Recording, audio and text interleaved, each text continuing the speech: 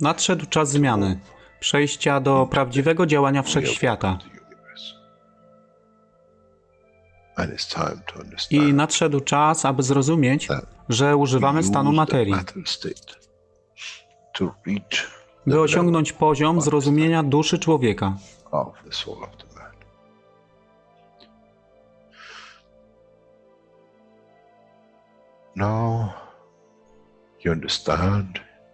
Teraz rozumiesz, być może, dlaczego Kreator wysłał swoich posłańców w imię tego, co miałeś. To oni przynoszą uszy, aby można było ich użyć, gdy nadejdzie czas Mesjasza. Mogę nauczyć duszę i przesłanie. Nie by się przeciwstawiać, ale poprzez ich zrozumienie, przez tych, którzy stali się Mesjaszami, aby dawać ze swoich dusz, aby ich elewować. Zadanie stało się łatwe. Szkoła jest tutaj i uczniowie są tutaj w oddaniu. Wtedy nie będzie żadnej walki między tym, co nazywają muzułmanami, a chrześcijanami. Baranek i lew będą jeść i spać w tym samym gnieździe.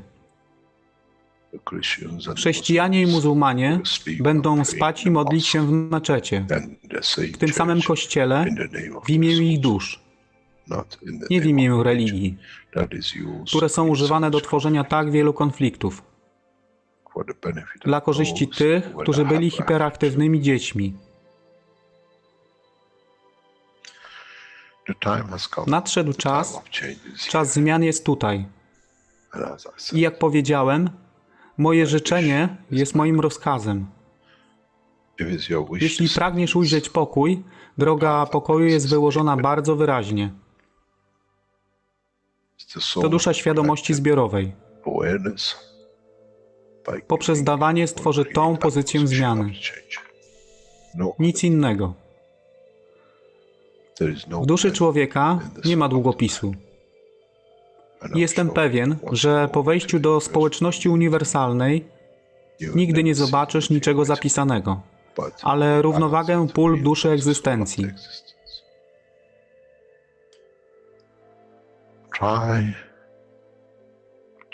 Staraj się być na tyle pokornym, aby nie stać się aroganckim w mocy, którą zrozumiałeś i posiadłeś. Inaczej wpadniesz w tą samą ścieżkę kościoła i meczetu.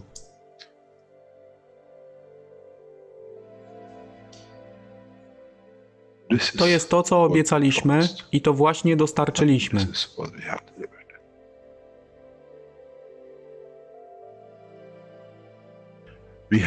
Musimy zrozumieć działanie duszy. I musimy zrozumieć, że dusza człowieka jest gwiazdą w kosmosie wszechświata. Jeśli porównamy duszę człowieka i tak wielu nas, 7 miliardów w jednym zbiorze, Ziemia jest jak galaktyka z tak wieloma gwiazdami. Kiedy patrzymy w głąb wszechświata, widzimy galaktyki z setkami milionów gwiazd. Podobnie jest z planetą Ziemią. Niesie 7 miliardów pięknych gwiazd, które są duszą człowieka. Niesie z sobą duszę tak wielu trylionów zwierząt, roślin i wszystkiego innego. Jeśli więc patrzą ci, którzy nie widzą fizyczności Ziemi i jej zawartości, co widzą? Widzą galaktykę z wielką ilością pięknych, świecących świateł. Każda według swojej siły. Każda zgodnie ze swoją pozycją.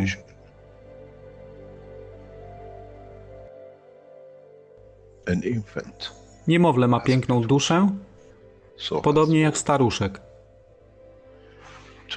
Dla tych niefizycznych, którzy nie widzą fizycznego wymiaru tej planety, ale widzą siłę pola, jesteśmy gromadami gwiazd.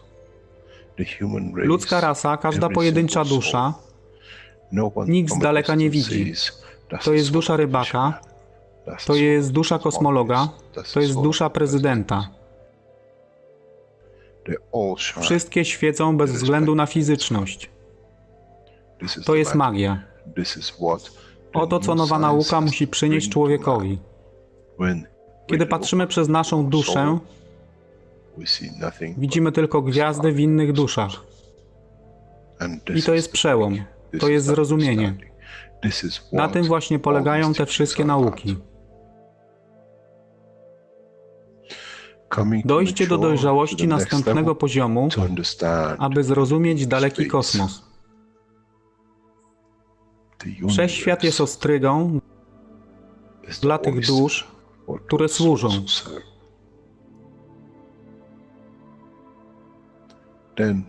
Wtedy człowiek jest gotowy do wejścia w kosmos. Wtedy człowiek jest gotowy, aby stać się częścią uniwersalnej społeczności, która została obiecana. Nigdy nie obiecywałem wam nieba. Zawsze obiecywałem wam elewację człowieka, aby przyłączył się do rodziny. A teraz macie klucz.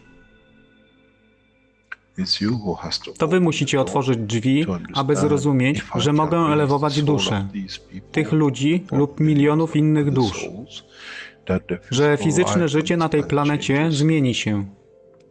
Wtedy jestem godny bycia częścią społeczności uniwersalnej, by być, aby służyć, aby się rozwijać, by być tam, aby być częścią, że w cyklu życia wszechświata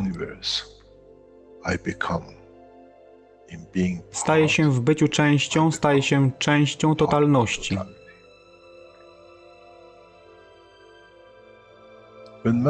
Kiedy człowiek osiągnie ten punkt, pojawi się nowy wymiar w sile duszy człowieka, który jest poza wyobrażeniem zrozumienia życia fizycznego. To jest brama do otwarcia nowego życia w nowym wymiarze, co jest poza wyobrażeniem tego, co mogliście nazwać nowym początkiem, nowym cyklem, gdzie ten cykl niesie ze sobą źródło stworzenia życia we wszechświecie i unikosie.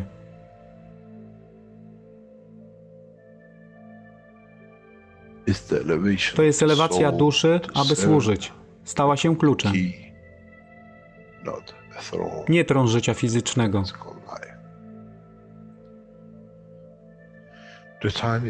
Czas jest odpowiedni, nadszedł czas, aby człowiek przeszedł przez ten proces.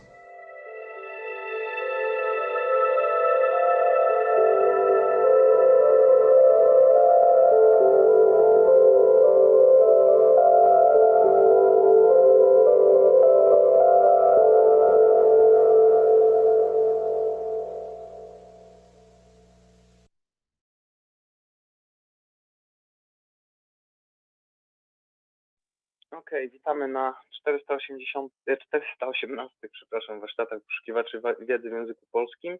Dzisiaj jest czwartek, 26 listopada 2020, godzina 21 i tematem dzisiejszego spotkania jest tłumaczenie pierwszej połowy 355 warsztatu poszukiwaczy wiedzy, który leciał w zeszłym tygodniu, w czwartek, na wykładach publicznych angielskich. Także dzisiaj pierwszą część tego wykładu sobie posłuchamy i omówimy. Zapraszam do oglądania. Jeszcze poprzerzucam na panelistę wszystkich, także chwileczkę.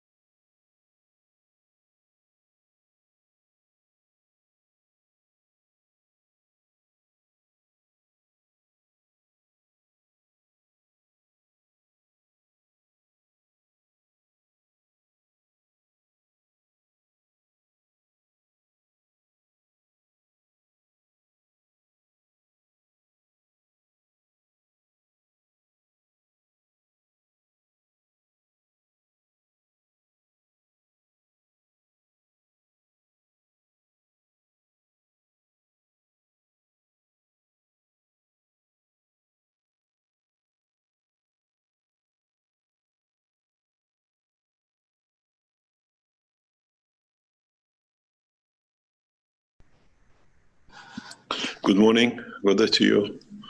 as usual, wherever and whenever you listen to these series of knowledge seekers. You're correct, Mr. Clement. And we try to answer some of the questions, as we haven't had any question and answers for a couple of months, and teaching about what we have taught about the new emotions, even though we are aware of the words, but we were not aware of the mechanism and what it means for us in the coming times when we come to travel outer space, or we understand more about the function of our souls, that we use two ways of what we call interaction.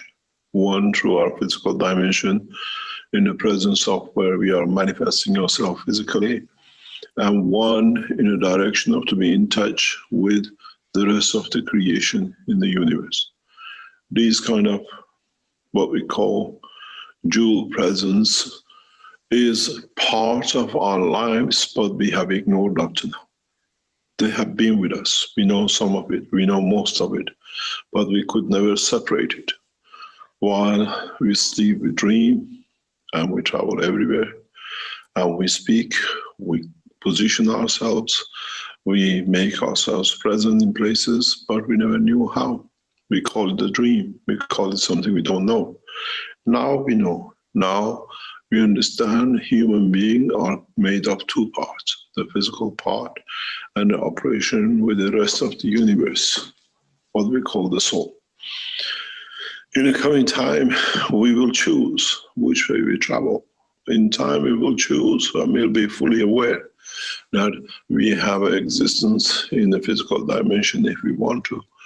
But at the same time, and we cannot break that link, we are in contact, we are in touch, we listen, we talk to, we present ourselves in the soul level, which is the creator of us, which is the creator of it, is the universe.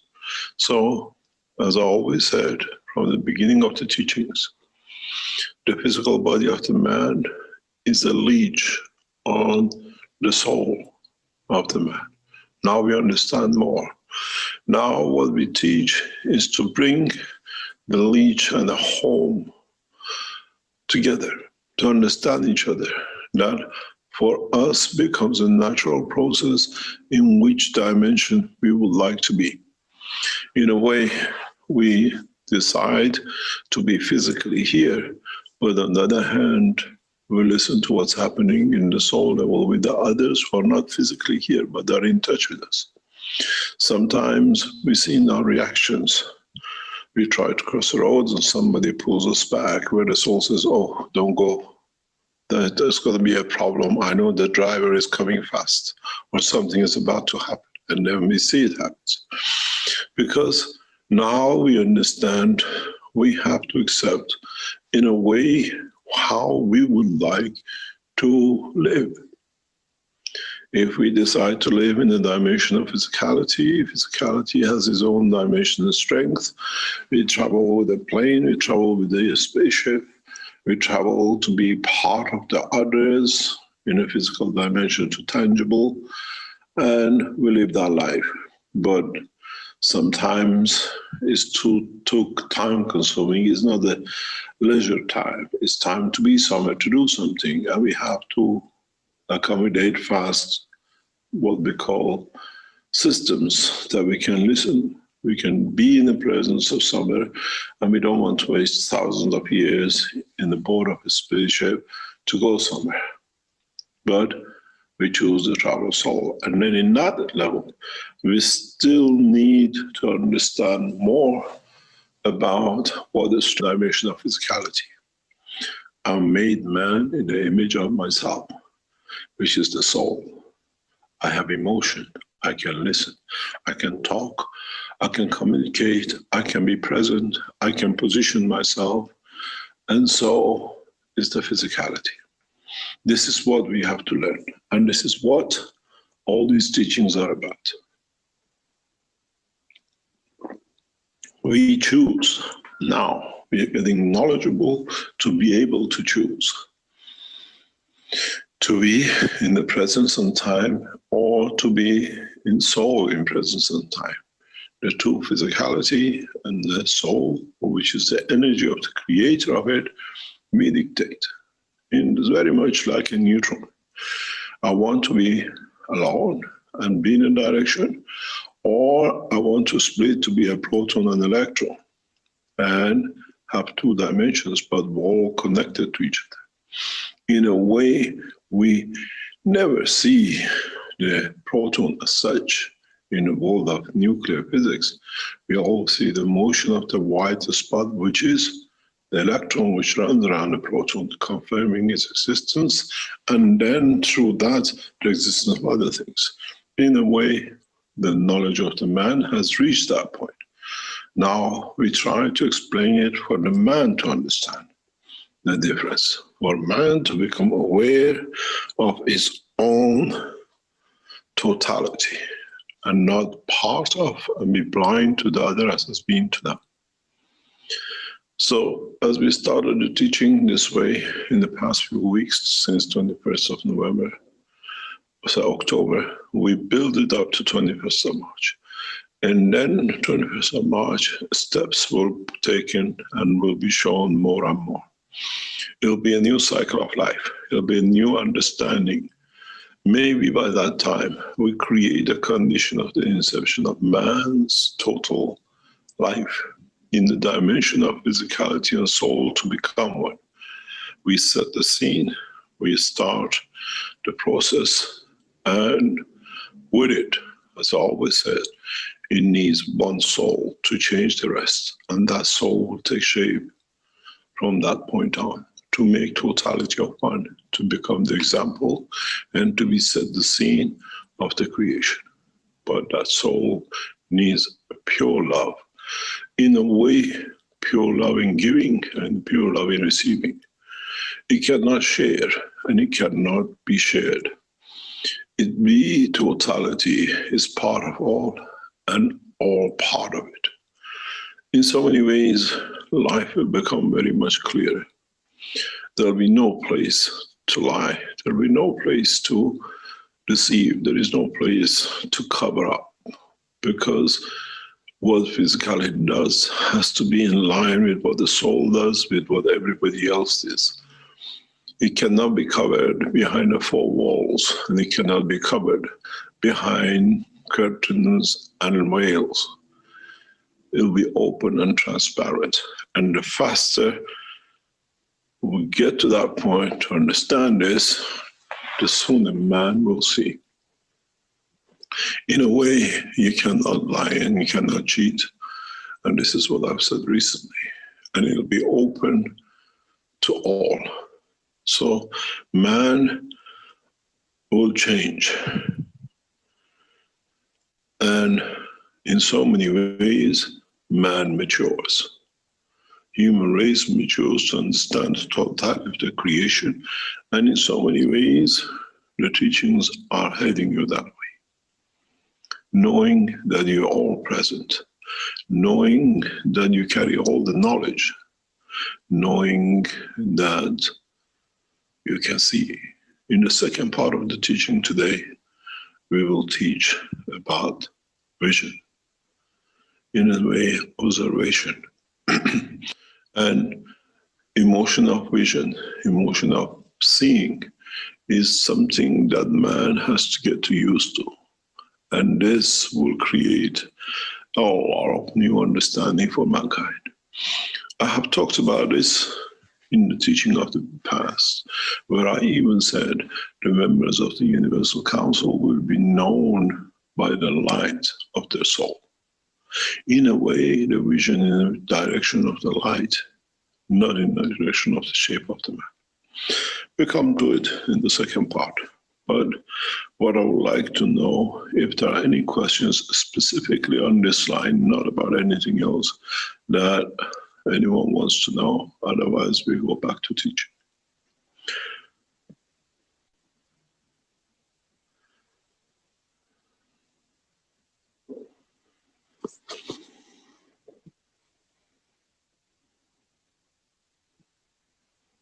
Okay, thank you, Mr. Keshe. Let's see, there's one question in the Q&A from Doug, but it's not really related to what you were just talking about. Well, maybe it is, but I don't believe it is.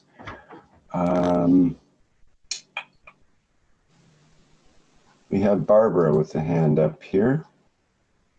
Let's hear from her. And Salamia also has a hand up. Hello, this is Barbara from Canada. Can you hear me? Yes, loud and clear. Hello, Mr. Keshe. First of all, I just want to say thank you for all what you're doing for humanity and all that you have endured all this time. And from Canada, much love. This is a question that's been on my heart for some time. Your teachings a while back ago, you talked about suicide as a universal sin. Now, I've talked to a number of people, and because of what's all going on, a lot of people are having a lot of questions, and they're kind of saying, I want to check out. One thing that is legal here in Canada is assisted suicide. They can choose the end of life, and it's legal. And it's basically for people that are terminally ill and that there's basically no hope. So this is something that's kind of resting on my soul, knowing what you have given in the information that suicide is a universal sin. So how does this follow into that? And I know that we have plans for the universal unit, the enhancement units and that will help people with that. So I would like to give people hope. And I when I'm talking to people and they're talking about these things, because I work in the health field, I want to be able to give some sort of assurance or maybe warning about this. Thank you. Thank you very much. If I'm correct, you're a nurse. There are two ways to look at it. This, what we call euthanasia with permission of government, does not give the right to the physical structure of euthanasia by the man himself. Just because it's been put in the legal papers, there are no legal papers on governments in the universe, and not for the soul of the man. This is something that man has to come to terms with and bring all dimensions to the point of the acceptance. The reality is that all of us in the dimension of physicality, we will leave the physical dimension by choice, by accident. Now, knowing that we can extend it or we can change it and appear when we need, this will give a new dimension of existence to man. In a way, up to now, we had to suffer within this physical body. From now on, we don't need to. We have the knowledge, and we are gaining the knowledge, and we are producing structures and systems that allows you to bring the energy of physicality into the soul and then remanifest yourself in a dimension, position, and time as you choose.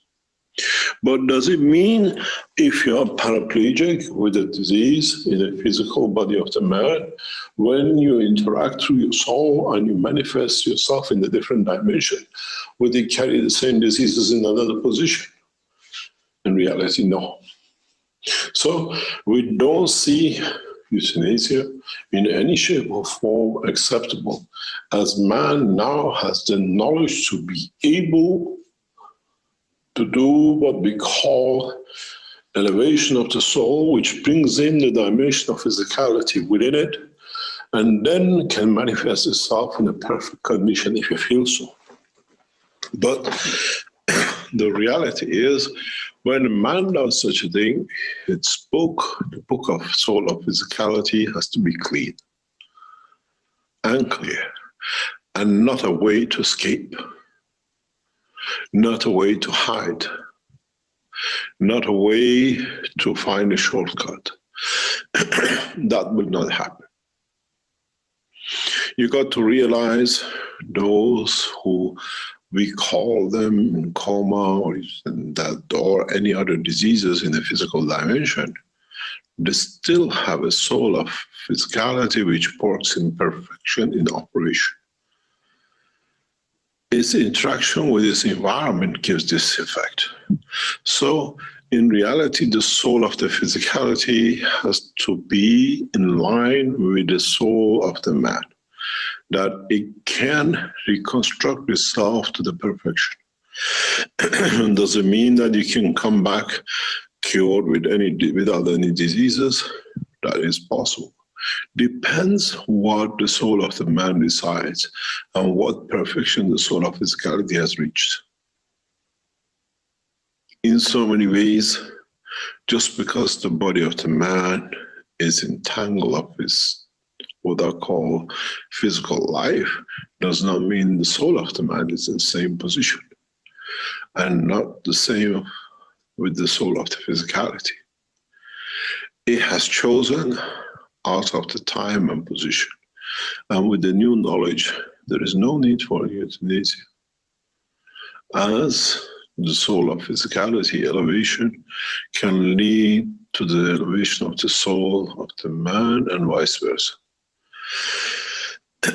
I was talking to one of the knowledge seekers in the past few days in the same manner. The soul of physicality has the right to terminate its work with a physical dimension, but has not got the right to terminate with the soul of the man. At the point of natural death, all the energies of what we call the soul of the physical man adds to the soul of the man, which allows it to depart.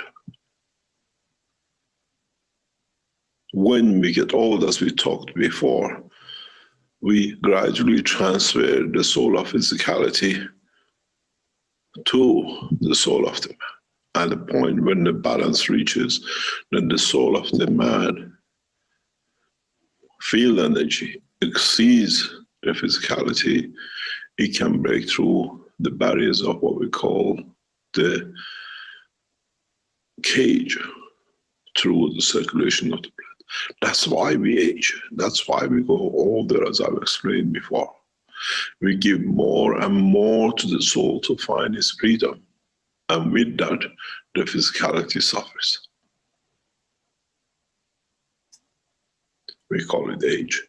With the new knowledge, we don't need to go through this process, as we can elevate the soul of the man, that it can, what we call elevate the soul of the physicality, at the same time we can elevate the soul of physicality itself. That in that process, physical death does not occur.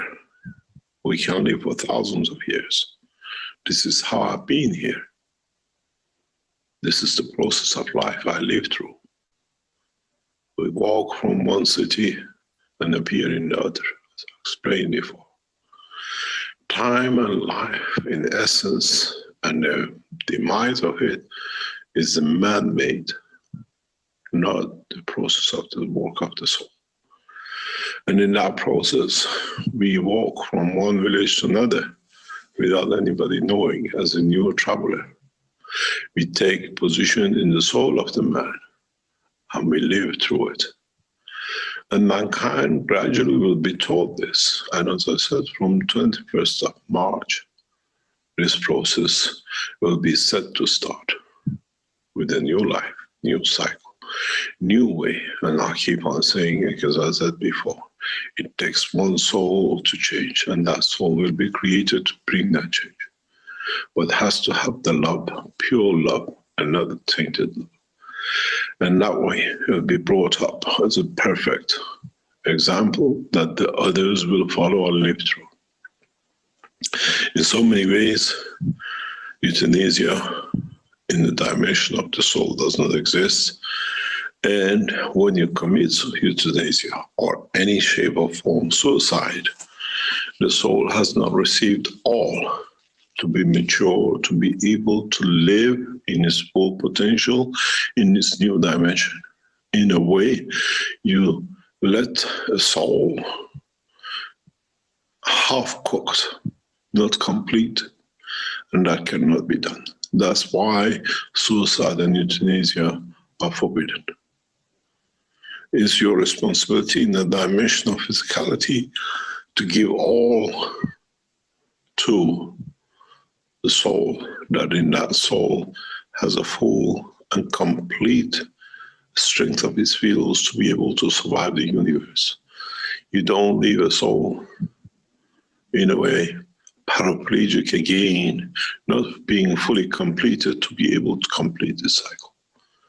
In a way, when you commit suicide, or you go through this process of euthanasia, you leave a soul half ready to take his position, and that is why it's forbidden. Everything in the dimension of soul has to reach its full maturity, that it can take its responsibility and a position. We don't look at euthanasia and suicide in a physical dimension. We look at what it does to the soul of the man when that soul is freed from the cage, not fully trained, and it does not carry everything. This is why we know how long it will take and when we die in a physical dimension of nowadays, where in the matter of living will never happen again. In a way, in the nuclear physics, we talk about nuclear decay. Nothing is lost, it's converted, and this is exactly the same. But in the process of the plasmatic field of the soul of man, it becomes more elevated when it receives the whole of the energy of what we call the soul of physicality. What we will leave behind in so many ways is the matter states, with each one their own soul, with no coherence field putting it together. That's why the man, after the departure of the soul, disintegrates, because it's lost its central control, it's lost its soul of physicality, and with it, what it was leaching to is just the soul of the man. If you could create a condition that you allow the soul of physicality to still have touch, be able to have a coherent interaction with the soul of the matter states, what we see as body of the man, even in a state of death, as you call it, will be alive, will be functioning to stay alive. This is the reason why we die and the body disintegrates, because it loses its central control, the soul, and the soul of physicality, which is given everything to the soul to depart. And now you have everything without the glue. The glue of the soul, physical body of the man is the soul of physicality, and the interaction between the soul of physicality and the soul of the man, which creates the emotion, what we call gravity, what we call magnetic field. This is what it is. You need two to confirm existence. Now you have the soul of physicality and the soul of the man in their interaction. One creates the atmosphere, which is the physicality of the man, and one creates gravity, which is the emotion of the man. And this gives dimension to the existence of what we call physical dimension. But when both fields are collectively collected together, there is nothing to create the magnetosphere, to hold it together. The whole structure disintegrates. That is why when we die, we find nothing after a while, because now the control has gone. The glue has itself let go. It's like being in a pressure tank. As long as the pressure It's there, it holds everything together. The minute you release the pressure, everything explodes. Now, the soul of the man in the dimension of physicality, soul of physicality, when he gives all his energy to the soul of the man, there is nothing to create that magnetosphere we call the body of the man.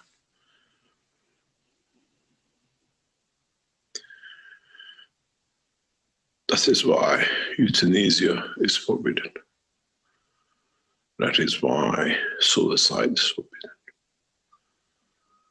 You deprive your creator from totality. In so many ways, with the new technology, you don't need to do. You need to elevate the soul of the man. You need to elevate the soul of physicality of the man, and then let it decide if he wants to manifest himself with what we see, the condition that he wants to separate himself from.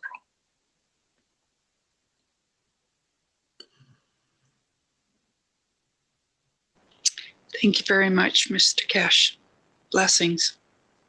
You're welcome.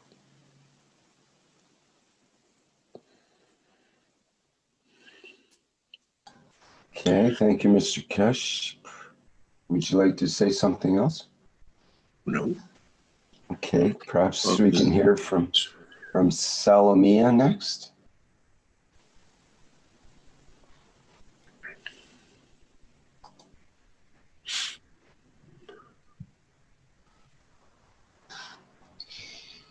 Hello, Mr. Keshe. Hello, everybody. I have emotion always. About this decay and the vacuum, I don't know, something like this. I study on my own physics, 2001, but I didn't study at university. That's why I am open to all new ideas.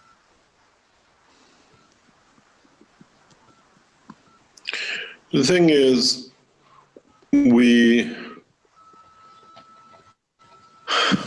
always separated the science from religion because we never understood the relationship between the two. That is the physical condition which leads to creation of the soul. And for that reason, we always kept everything apart. Now we understand the condition of the existence of physicality in a specific order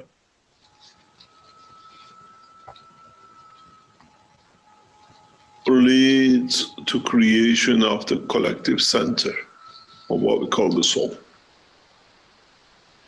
Then everything else has been made around it because we never understood that the soul of the man is created out of the interaction of the physical dimensions of the fields of the universe and is a central control of that object, that entity. And this is what we call the soul. So in a way, one leads in the interaction of many to creation of one, and then that one gives protection to all to grow within it. In a way, we all chip in $1 or $10 to collect enough to build a house. Then when we build a house, we all move in it to protect us. This is how scientifically is the position and the place of the soul of the man and the physicality of the man in the science. We use the latest technologies to find the best brick, we find the best metal, the best beautiful windows, and then we pay for it to build. And when we build it, we all go in it to enjoy the beauty of what we put together. The soul of the man is when the house is built. We call it a home. And the physicality of the man is bricks and mortars and the money we put in to build it. Without that money that we all chipped in to build the house, there would have been never a house. It's the same, that each one puts something in is like the cell, every amino acid, magnetic field, central control puts in with the others, everybody in to make the first structure. That interaction of the totality makes that soul, and then that soul, when it takes enough, now takes dimension to protect. Scientifically, we understand the soul of the man comes from the interaction of the magnetic field interaction, which itself, the soul, has a strength, which is a collective in totality of the whole. In a way, it's like having millions of bank accounts, and each one of us, we can put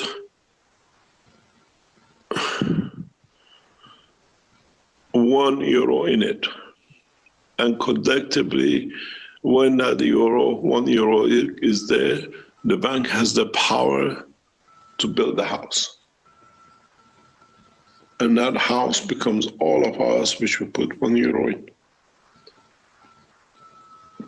In a way, without the last euro cannot be. But when the last euro put in, the funds are there to build that house. And now the house is a protection, covers all of us, our clothing, our life, our cooking, and everything else. And this is how physically we can confirm and we can see in a physical dimension when one cell from the father and one cell from the mother come together, share the fields plus the share environment of what the fields are in the environment, and they build more and more bricks. And that bricks cannot hold together. It's just bricks and iron and windows all on the floor. When they put the energies together, then it makes that central structure, which is a soul, that the bricks and mortar becomes a building. So in essence, every brick still has a soul, every window still has a soul, but in totality, when they put together as with the space which holds them together in the center of the building is what we call the soul of the man. Started with one brick, but collectively all the souls, all the bricks put together, and everybody put the energy and effort in it, build the building. It's the easiest way to explain the creation of the soul. And scientists can turn and twist it. They see it in the womb of the mother. Now we understand the process.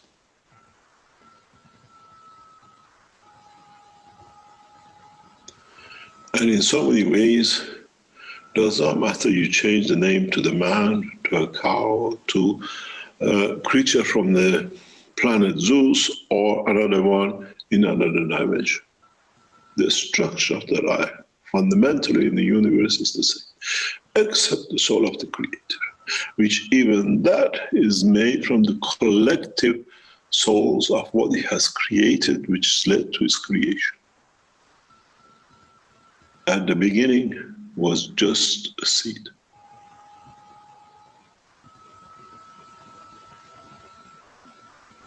And the interaction of the fields leads to more and more and creation.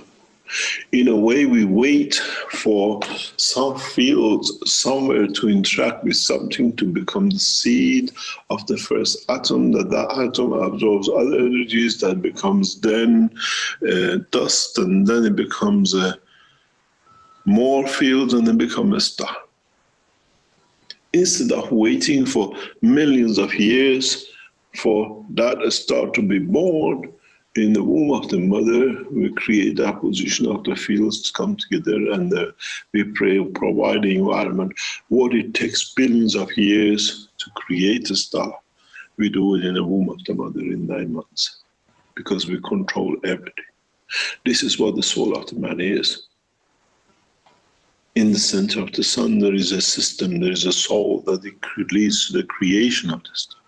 In the center of the body of the man is that soul which within the womb of the mother makes the physicality. This is the beauty about the creation. Once you understand it, you can find and explain everything in parallel.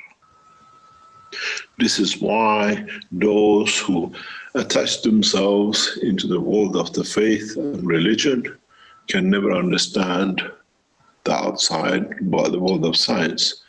But the ones who are in the science, because they reach the point of maturity and purity, they can see the connection to the soul, but they could not see how it interacts. It's the same. It's just man has chosen a separation because he makes a lot of money for those who are not aware of the magic. We call it religious leaders. We call it faith and prophets. In a way, some of this microphone is open. In a way, the whole life cycle of the man has to be one. The physicality, the science, and the soul, which you call religion, which one leads to the creation of the other, and then now what's created leads to perfection and completion of what that center can hold. This is the physicality of the man.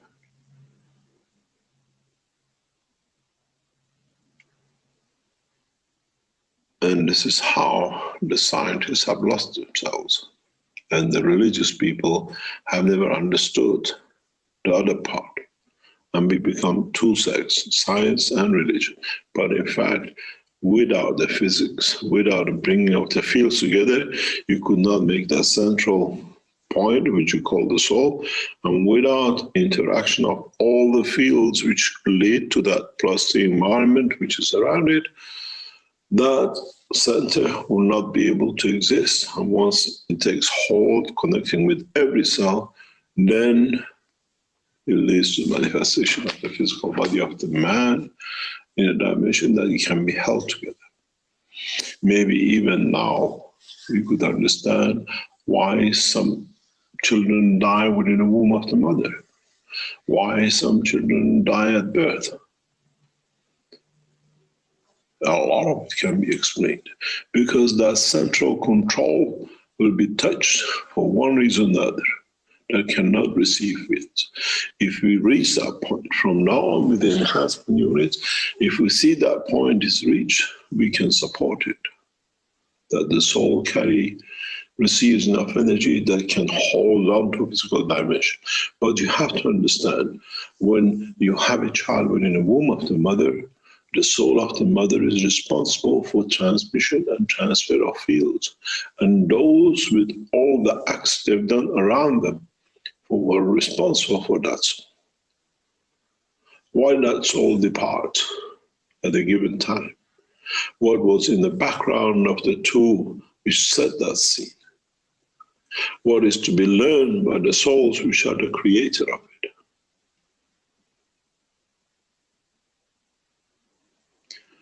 Balance of fields, understanding that everything has a time, place, and position.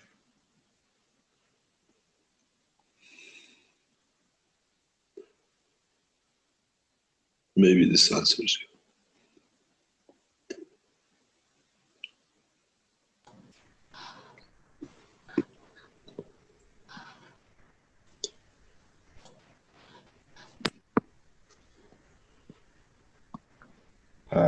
Okay, is that satisfactory to you, Salamia?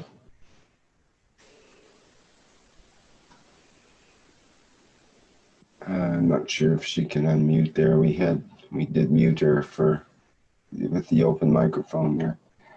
Mr. Keshe, you did mention the sun as part of that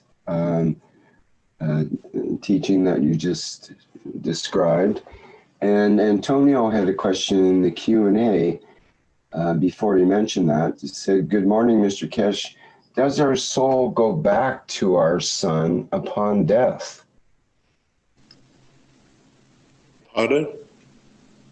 Does our soul go back to our sun upon death? No. Why does he have to? I think you said something about originating in the sun. In a way, no. In a way, part of our energy comes from the sun. And it leads to our creation. But when we depart as a soul, our soul become another sun, become another point. to become a starting point. It's a big difference. You've got to realize there is a 2-dimension or 3-dimension in the creation of the soul of the man. We nourish ourselves with the physical energy from matter state, which we consume.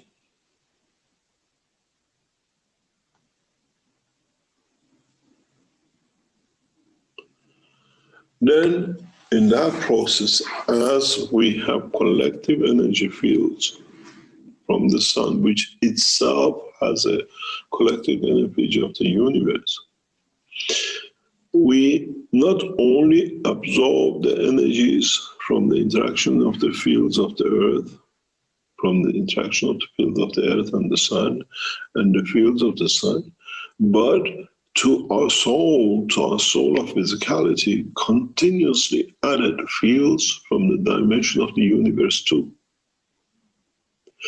We are not just eating what we eat, and that's why I say in a lot of teaching, 80% of what we need comes from our environment. 20% is what we eat that becomes our physical dimension. That 80%, maybe 40 to 50% of it comes from Earth.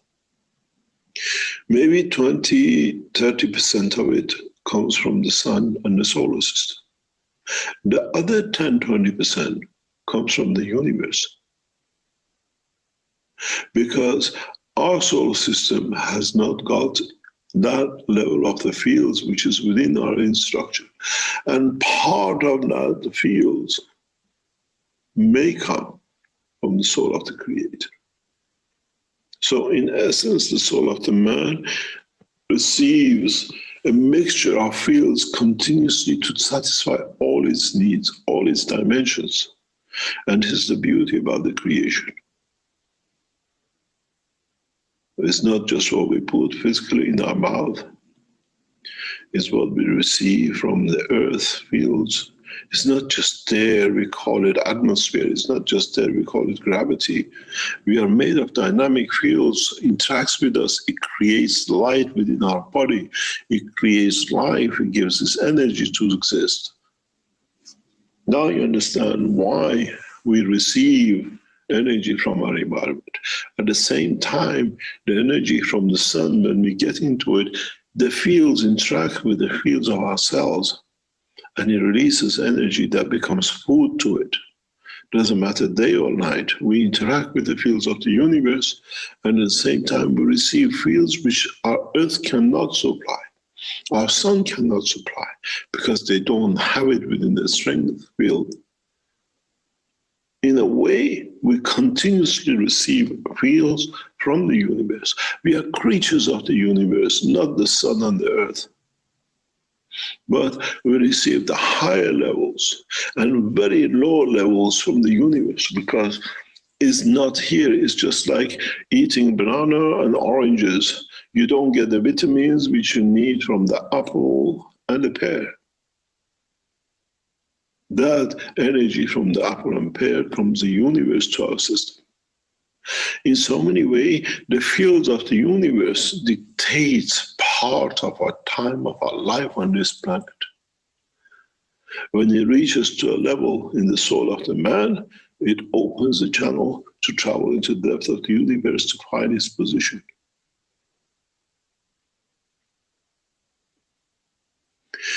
The womb of the mother is incubator for physicality. The physicality of the man holding the soul is incubator for the soul of the man to become born into the universe. You cannot take one directly to the other because it's not solidified. It has not built to be gelled together to be able to exist.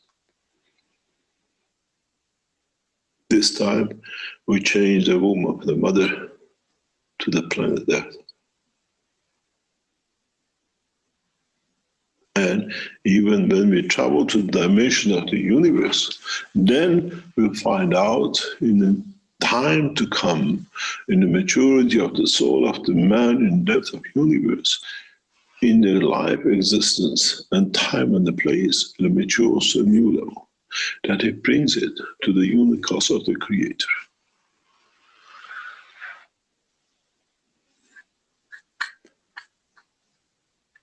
Life is that simple, if you understand it.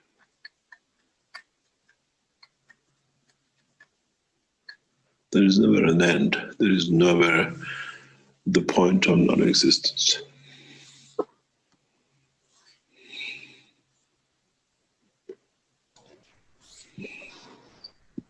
Mr. Keshe, on that idea, let's say upon death or let's say that transformation that occurs, what we call death, is it that there's some souls might go back, what's called back to the source, or back to God, back to the absolute, or back to the sun perhaps, or the center of the universe, and others, instead of going back to the source, become a source, like become a sun, become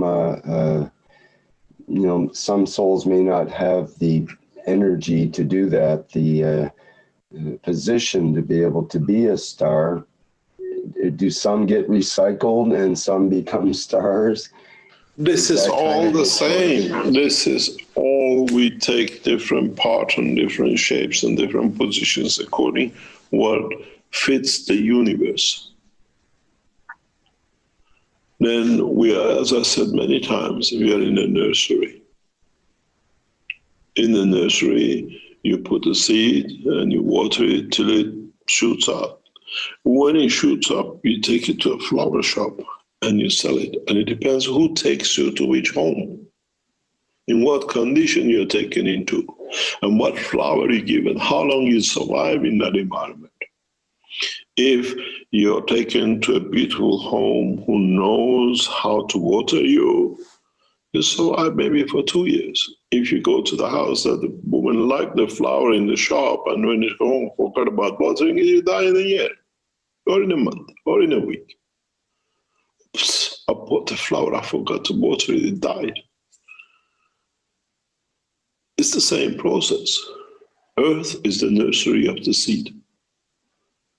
And when it matures to flower, it's a time when the soul of man travels. And in that process, depends where it's destined for. Nobody buys it, and it stays in the flower shop, or it stays in the nursery.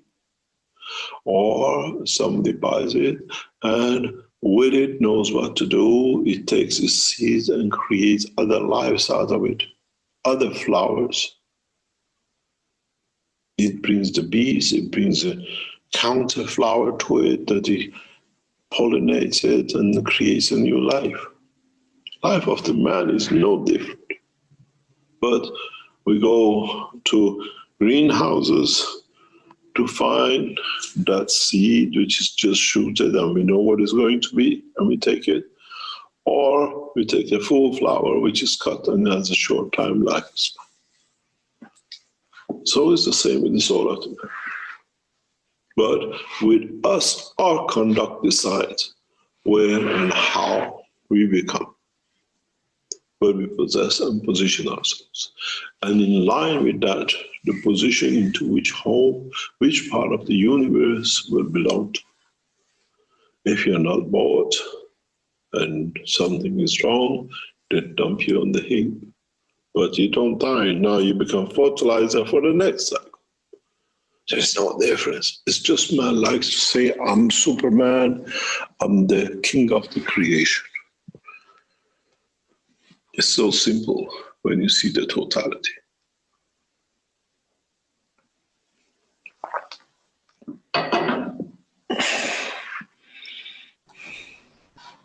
Thank you for that answer. Okay, we've got, Doug has kind of a similar question in a way, and he says, does the accidental or intentional premature death of the physicality lead to what we call ghosts or half-baked not yet ready to safely travel the fields of the universe. Sort of the half-baked Ghost. you were mentioning. The thing is,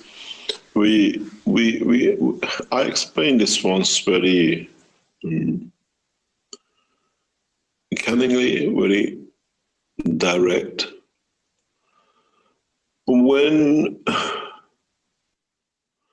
When the soul of the man, by accident, separates without the soul of physicality completely to be transferring all its fields to the soul of the man,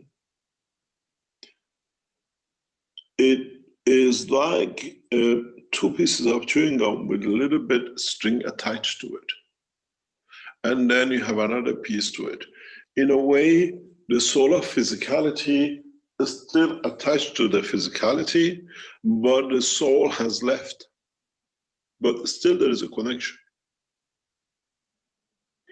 In a way, we see the soul of the physicality without the physical body, but the soul of the man who created that physicality still has a line to be able to keep a connection, but in time to transfer.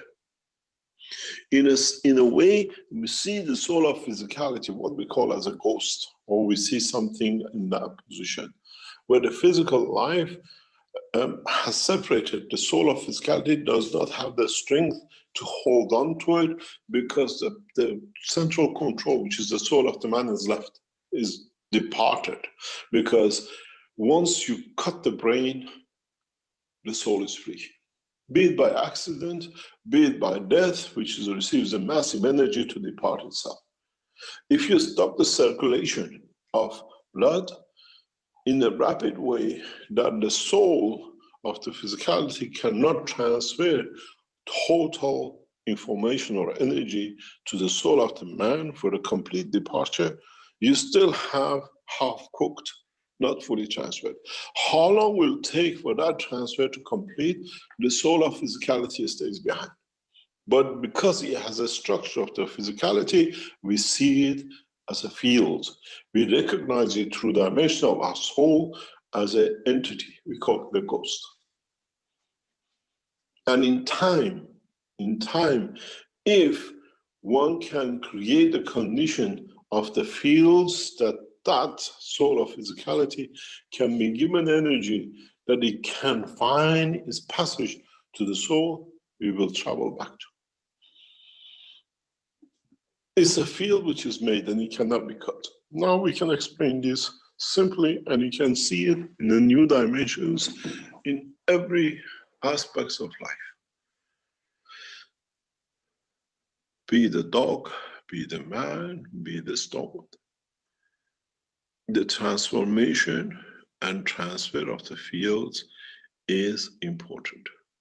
And if it breaks, this might happen. And it happens sometimes. What we see is the soul of physicality without the physical body, because it has not got a body, because the body was separated in a different way that the soul has left. They could not transfer full energy. But we see usually ghosts in the dimension of the soul of physicality of the man, but we don't see the physicality itself. Eye of the vision. In the teaching of later on today, I explain part of this, what we call emotional vision.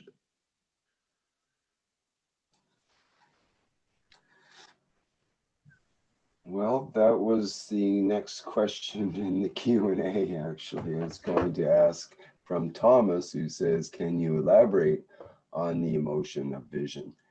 This but is what we teach later. You're going to do that later. Okay. But we taught part of it in a way as introduction in the Sunday American teaching. I opened a discussion that what is to come this Thursday.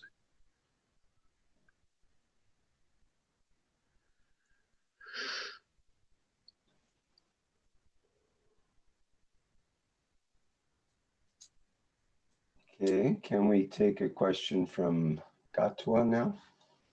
Yes.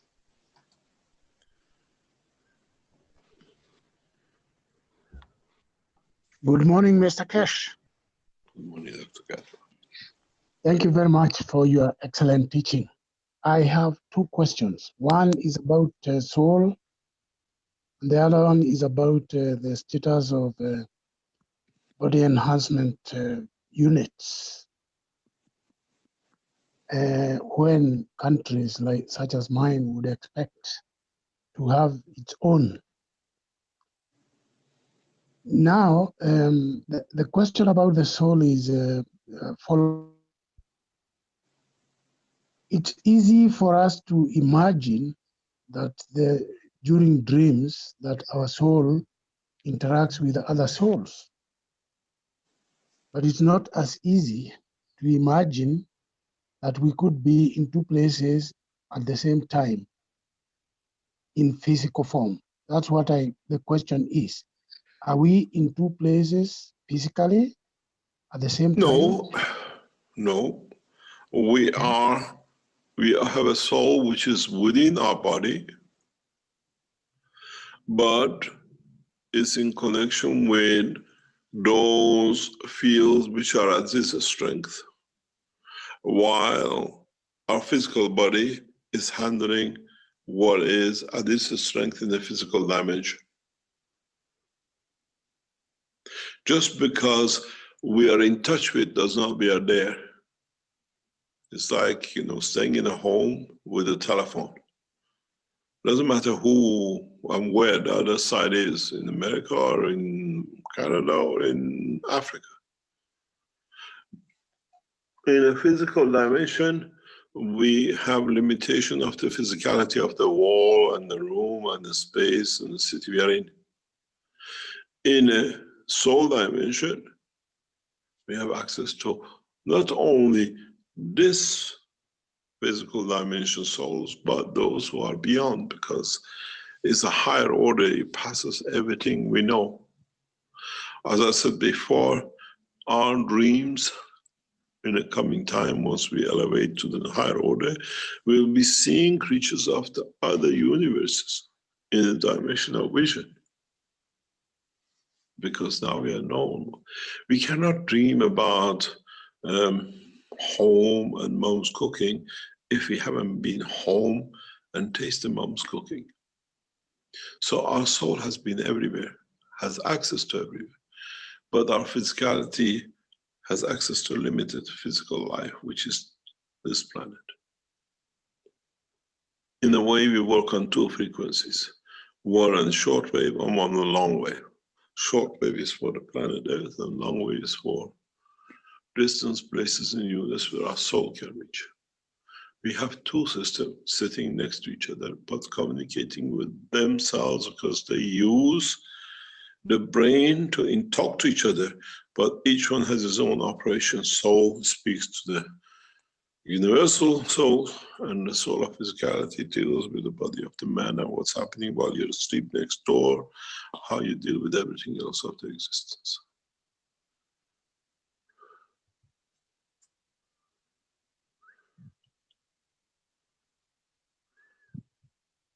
Mr. Keshe, I believe you have taught us that we could be in two places at the same time. We are not in two places. In a way, there are two systems we didn't know. So the two systems function on their own operation and they communicate to each other too.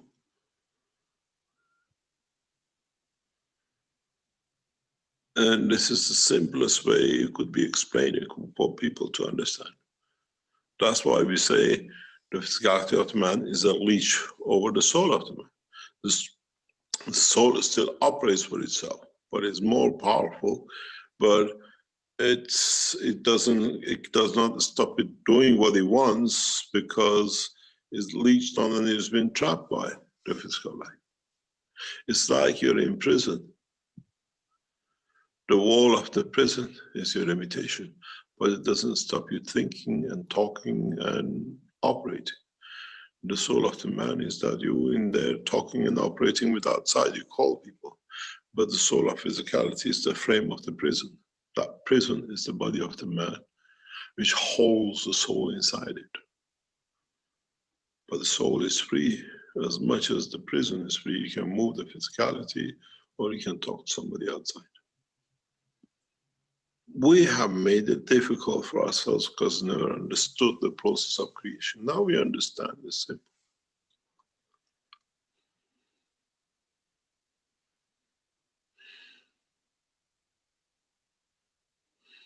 Thank you very much, Mr. That question. Can How are you? Hi. Good. Another person from the Chinese Keshe Foundation, the head of the Keshe Foundation, China. Yes, ma'am. you are talking about the physical soul and the soul. So how these two souls can be coherent? How we can like aware how they interact? The interaction is confirmation of your existence. If they don't interact and they don't exist, you don't exist. So the confirmation of it is your physical body. The understanding is to find the, what I call the decoder, which we didn't know up to now. And that decoder we call the brain. We have to be able to create enough fields in the direction of the soul of physicality and the soul of the man, then the level of the barrier of the amino acid of the brain of the man does not exist. In a way, through our physical body, we feel the emotion of the soul. Not from the interaction of the two fields to create the emotion of the physicality. This is the purpose of the teaching. One central emotion for both existence. One central, what we call interaction, that both the soul of the physicality and the soul of the man use one common denominator for both. What they recognize, they translate in their language, it'll be their job. But in fact, in a way, we try to bypass the brain cell of the body of the man. We need to, because once man becomes a passenger of the universe, the amino acid structure cell of the body of the man will be dissolved in certain conditions. What do? The man dies. With this process, we try to teach humanity that the soul of the physicality can work with the soul of the man, and together they have one emotion.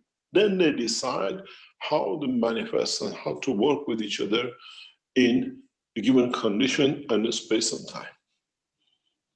This is the whole purpose of introducing the universal knowledge, that man does not depend on the interaction of the fields of the lower elements, that the soul of the physicality separates from the soul of the man once it moves into a new condition. It still keeps the interaction. Then they decide how to manifest themselves in that time and position. This is why a lot of theologists have a problem with the Keshe Foundation. A lot of religions find problem with this because now there's no intermediary. We have done with the intermediaries, which a lot of them has been fallacy, to suit some people to have the time on this planet. And this is a part of the process of the teaching.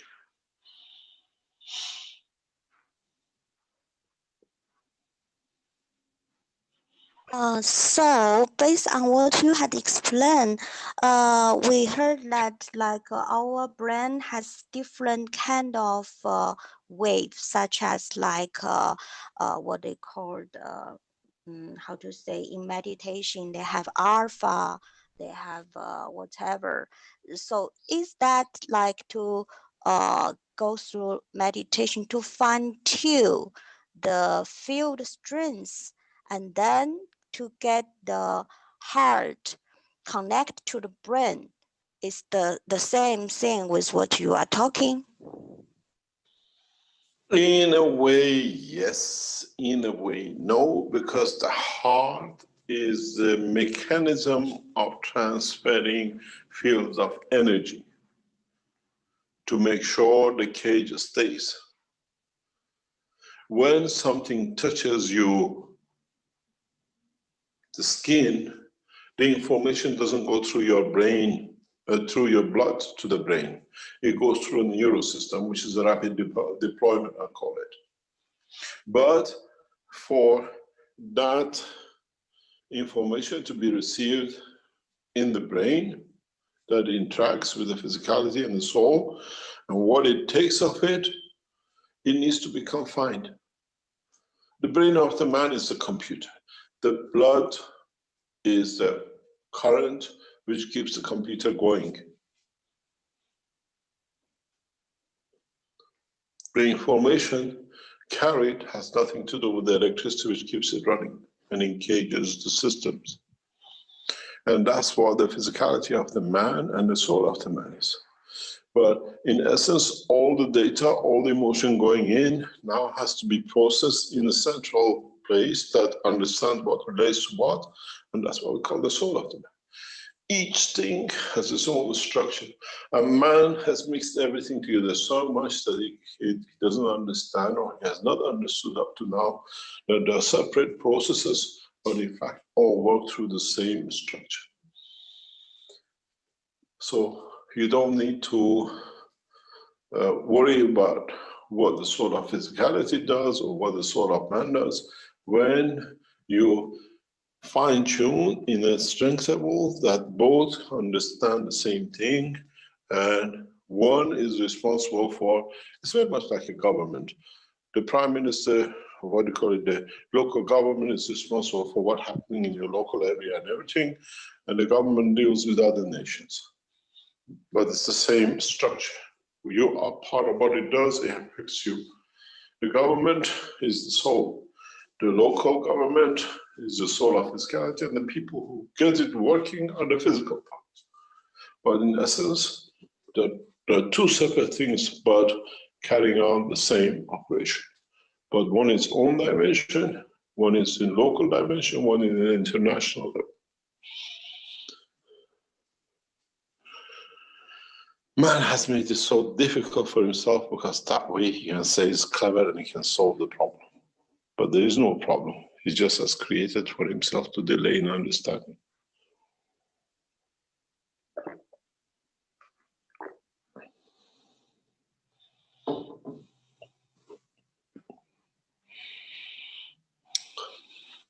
Any other question? Then I have another question. Why the heart is the first organ to be created for the, when the baby is pregnant, and later on create. Baby is not pregnant, you mean when the mother is pregnant? Yeah, when mom is pregnant. Yes. The Chinese way you're correct, but in English doesn't sound right. Yeah. Okay. Maybe the baby is pregnant with the soul. No, you have to build a cage before you can put the thing in it. The heart is created to create this blood circulation to make that cage that the soul can be embedded in it. At the same time, when you have the blood circulation, it brings all the fields necessary from all the cells which are around to build that nest. That collectively, when they build, the energy builds that home, the center, which is the soul of the man. If you don't have the heart, you don't have a cage. Where do you want to put the thing in? You can't put the water in the middle of the air and expect to get it in the cup. You have to build a home. And that home comes, that's why we say the blood of the man is the circulation cage, which gives the strength to all the cells in a way to be able to contain the soul. That's why when you cut the blood, there is no cage. The soul is freed. When you take the central energies, what you call chakras, out, you'll find the process for that part distracted, distorted, and if it's a chakra is taken fully out in a fieldless strength position in any shape or form, you find out the whole blood circulation changes and the man dies most of the time. That's why when you shoot a man in a given positions in the central energies, you disturb that energy, the life collapses. Because it's station by station. The soul of the man is that universe. And then it creates galaxies. And in those galaxies sits stars and planets. And this is how we call those galaxies what we call the chakras. There's energy, central energies, which hold the lung, the heart, the stomach organs, energies all together. And at the same time, because of the blood circulation, we transfer the wind of the fields, what we call the blood circulation. But at the same time, for everything to be in sequence, we have a heartbeat.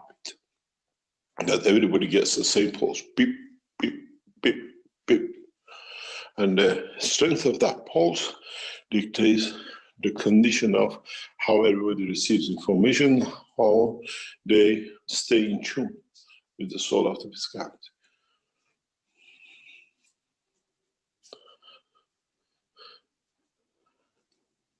This is why those of you who go for helping someone with the health cases, we always keep on telling you, don't forget the amino acid to add into your process, because you connected to the what we call the cell of the creation, the process of the creation, which is the amino acid of the body of the man.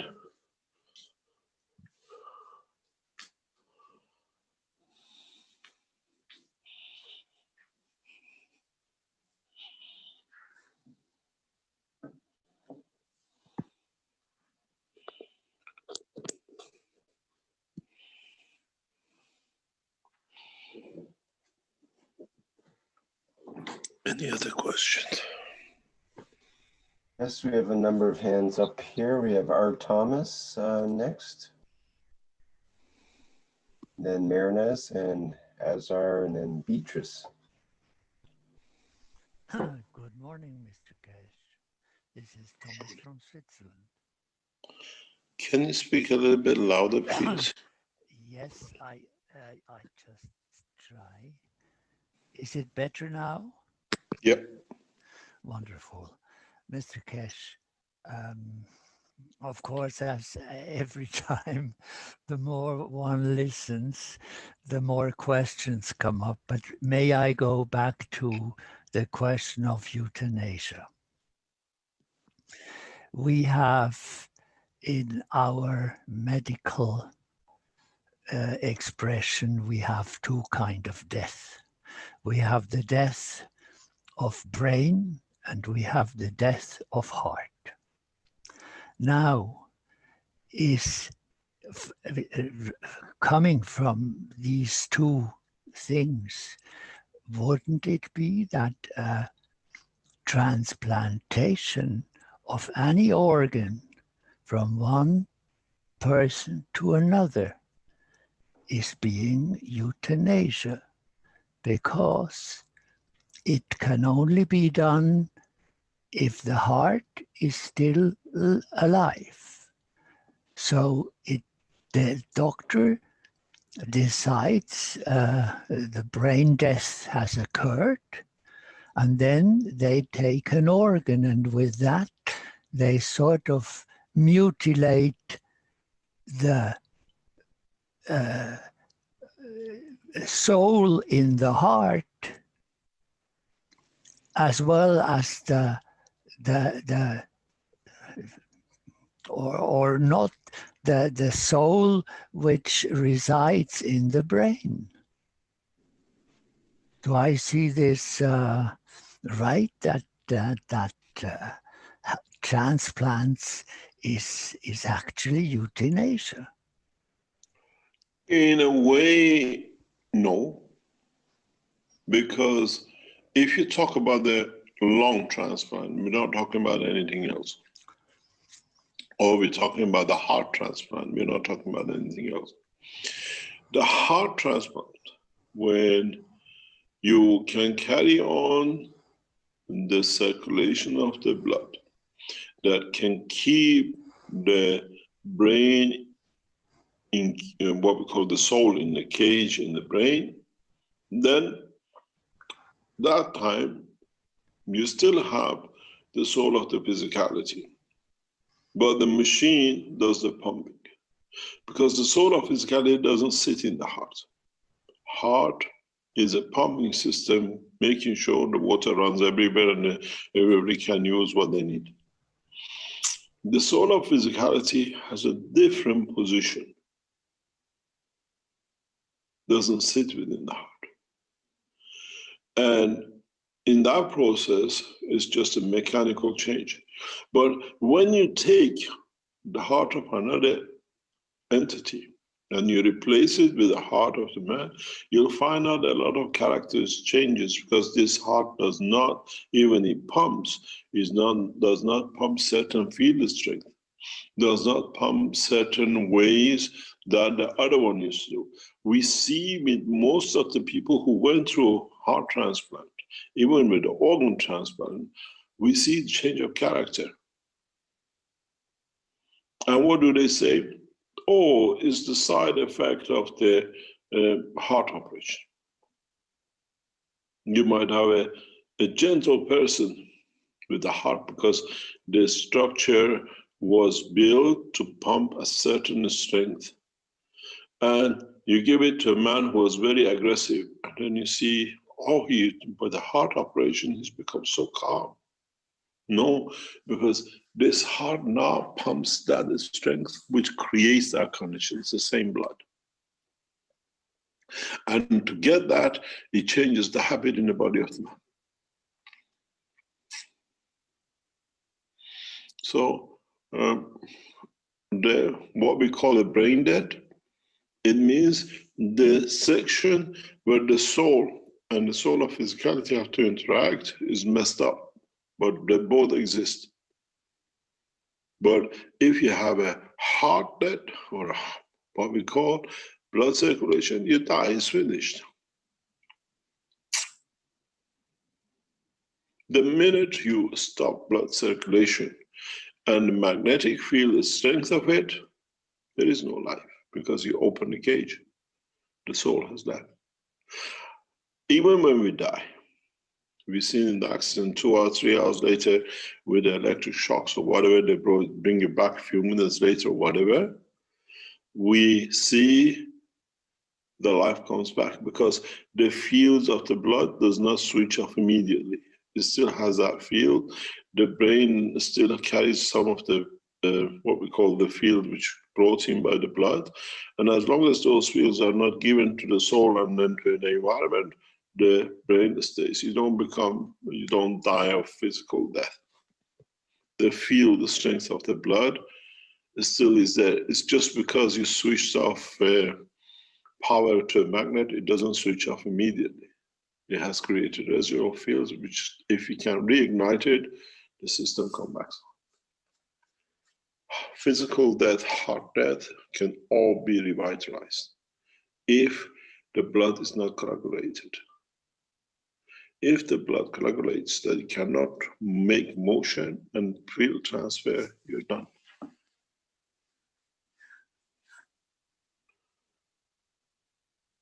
Brain dead is not the brain. It means brain doesn't work. The soul is operational, physical soul is still operational. They cannot communicate. And in the process of like what we saw with Naomi, we created that connection. And then they start connecting. The process of recovery of Naomi started after 30 days. We explained this very, very clearly. I was told by Giovanni that they're moving Naomi from the hospital in central body to a hospital, which is usually bodies are sent as a holy hospital in the north for the people to die, because it's a saint hospital. When I went there, I connected to the soul of Naomi. I didn't connect to physical soul. And through the soul, there were a number of people in that room when it took place. And Giovanni was with Naomi. I spoke to Naomi with voice down the telephone line. And I connected to the soul. And through the soul, I created a connection with the soul of physicality. And she was dancing like a doll, moving arms and legs, which she couldn't do before, after a month. If you move a muscle which is lying there for 10 minutes or 1 hour, which goes numb, you get the tear of the muscle tissues and everything else.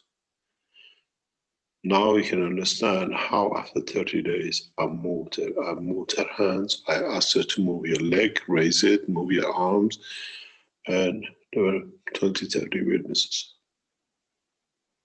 Because within power of me is the power of creator. I don't need the physicality. I've done this many times. With word is what you hear. With soul is what I communicate. And this is how Naomi was brought back. And when we make the first connection between the physicality and the soul, the first sparks start.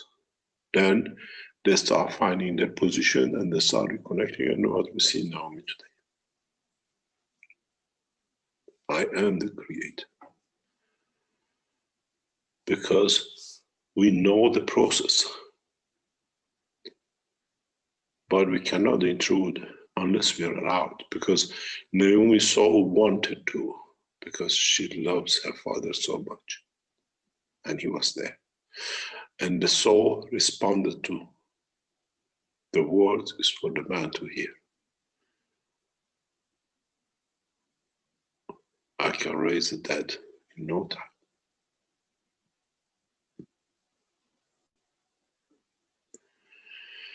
Once you start the process of recovery of Naomi started from that minute. I did the same with Fabio. He did not want to return. I asked him. He said,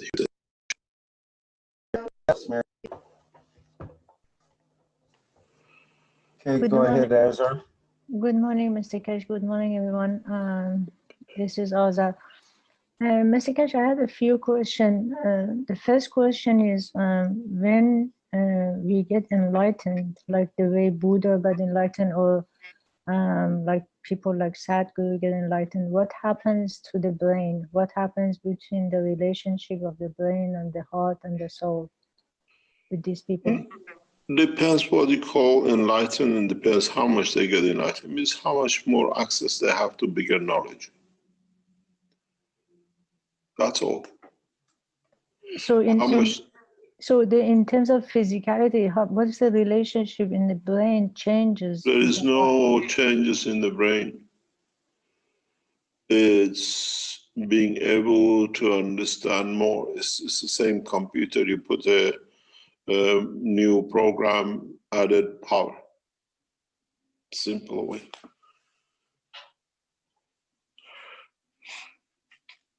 And depends what you call enlightenment, to what level. Like in the level of Buddha. Those are the prophets. Those are enlightened by the light of the Creator. And even that, there is a limitation to what they can see. They can only absorb and understand as much as the dimension of the soul of physicality can take. Otherwise, it becomes again unseen, like all the information which is available to the soul, but the physicality doesn't see. In a way, in the experience of the physical soul, extension in the understanding of the physical soul allows for it to see more of the light or information of the soul of the man. That's all. The information now we understand what has been available to Buddha or to Christ or Muhammad or to Moses in a dimension of the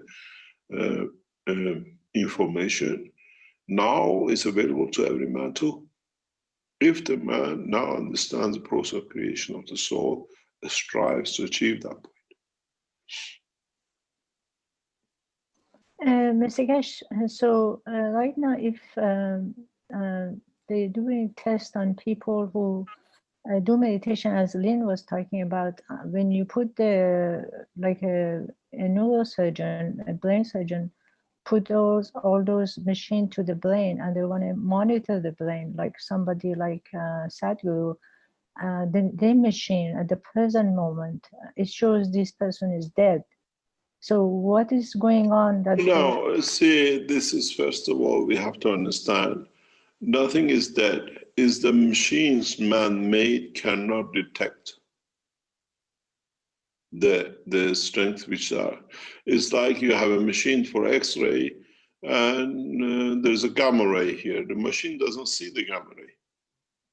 If you have the right equipment for it, you see the gamma ray. Another question Mr. Keshe had, it was with the, relates to what Solomon was talking about. This is something, I have a dilemma at the moment with some people. I've never seen you without dilemma, Azarjan, so. Mr. Keshe. Okay, so you see we have the scientific paper, the plasma paper. Now, when Salome was talking about, you see there is an inclination. When we have scientists, it seems like, I mean, I can relate to it because there was a point in my life that I loved the science and I was getting away from God because I could not see God and I didn't want to hear about it.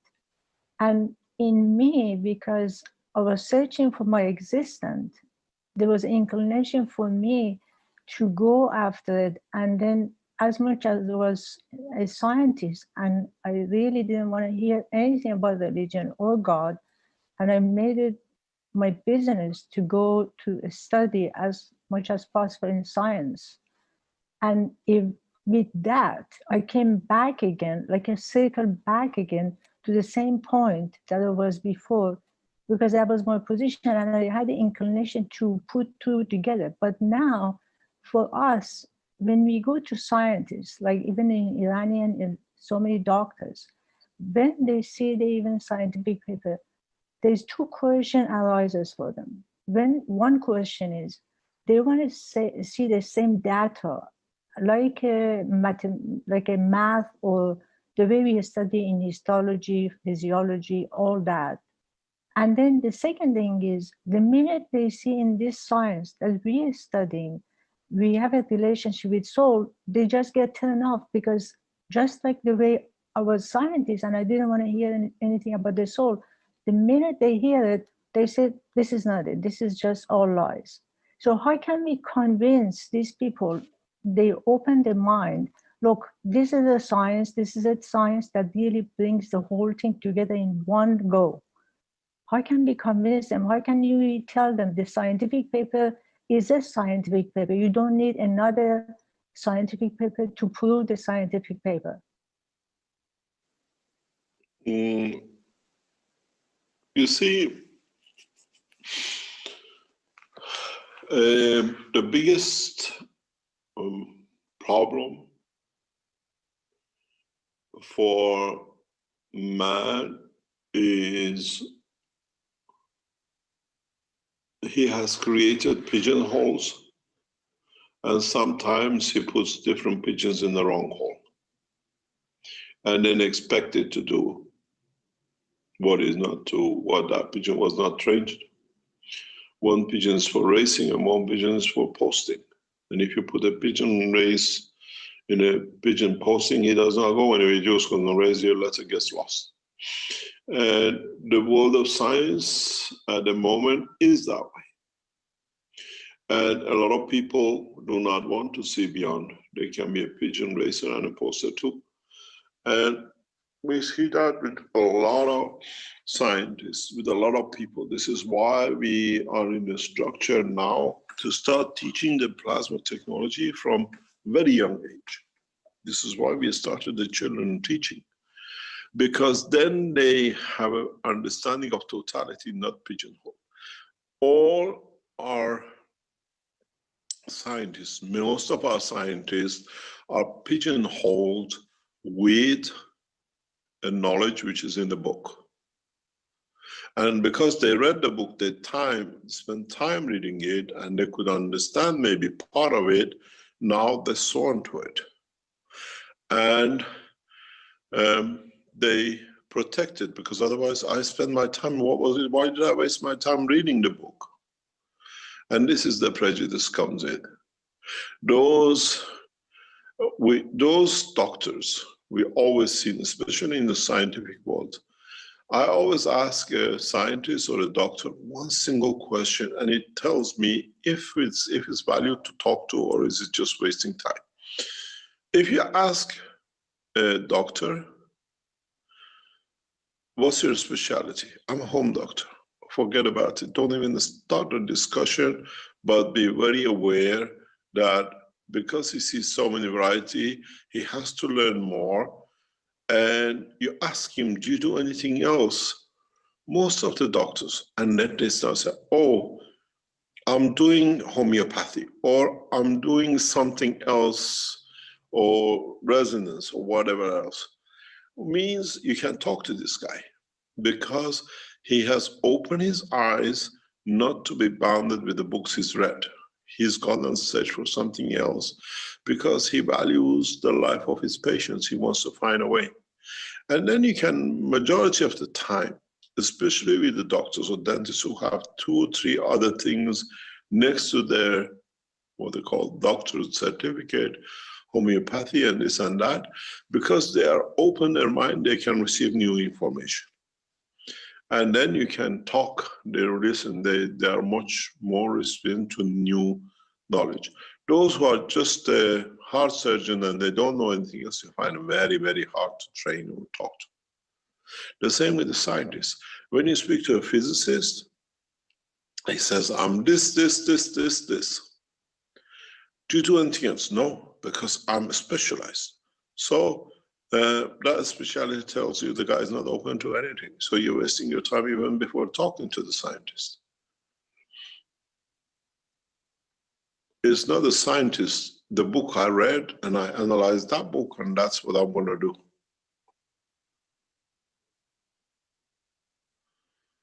And you don't need to. You just don't waste your time. Understand your, what do you call, study your opposition, study your person you're talking to, then very quickly you analyze, you come to a point, otherwise you're just wasting time.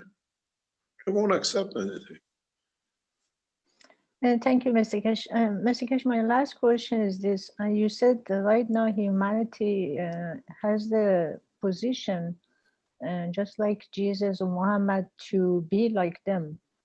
No, to understand, not to be like them, to understand to that level is a big difference. You cannot be, God forbid, you can never be. But mankind level of understanding in the level of the soul, not anything else, because the whole understanding the soul of physicality is reached that point. You can understand most of the reasons they made and why they did. So we cannot change our strength, but we can understand it. We can change your strength, but you understand to that the strength, because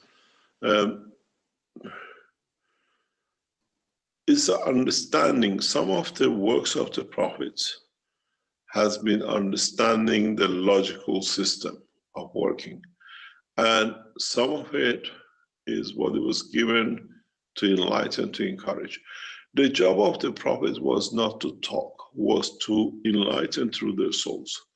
But they never taught how to work through their soul. They went through the channel of talking and spreading the word. In the next cycle, which will start in March, that will become part of this process, which means we all get access to the soul, to the knowledge of the, what you call, universal community. And it has to come through, as I said before, and I've said many times, it takes one soul to change all. That soul is about to come. Mr. Keshe, if I want to give it, as I give an example, like for example, when the Creator created everything, like imagine it's a center point that everything comes from. Creator didn't create everything. Creator was a center point from instruction of its fields. Things got created. Things are created. Okay, so imagine you came. It didn't go and create a sun and then it says, okay, we leave that sun there. Okay, I understand. But my question is this. Say, for example, as this creation is happening, at certain point of the creation, say at the point of 75% of the strings, you came out to existence, yes? And then I came out a little bit lower, say 45%, and I came out to the existence. Now, is it possible for me, from my 45%, get to your 75%, or I can't? It can be done, but depends you have the capability to carry. It means it's gonna destroy me or vanish? Or... Doesn't mean destroyed. It means you don't understand. As my boy says, always just goes over my head. You don't see it. But it's possibility I can do. I can get to you. Depends. Yeah, you can get to, but that's again, is elevation, is understanding part of the totality. To get to a higher position, you have to understand all of, not part of the thing, because I know this part. You cannot be a doctor and say, now I'm a doctor, I have to be there. What about the mechanical part? What about the electric part? What about the geological part? A lot of people just becomes understanding a little bit in one. They think now they know everything, and just give them an engine, says, can you change the oil? Which end of the engine is the hole to change the oil?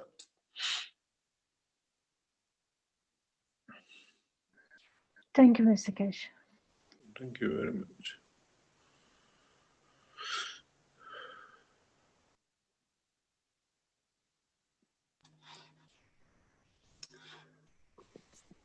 Thank you, Mr. Keshe. I'll give you an option that we could have a break now if you wish, and we'll.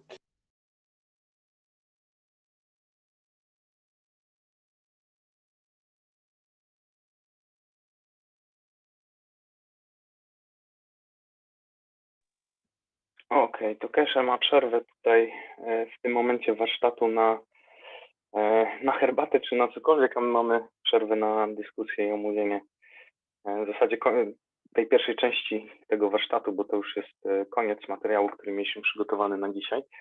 Że jeśli ktoś chciałby poruszyć jakiś temat, zadać pytania albo podzielić się czymś w kontekście nauki o plazmie, to zapraszam.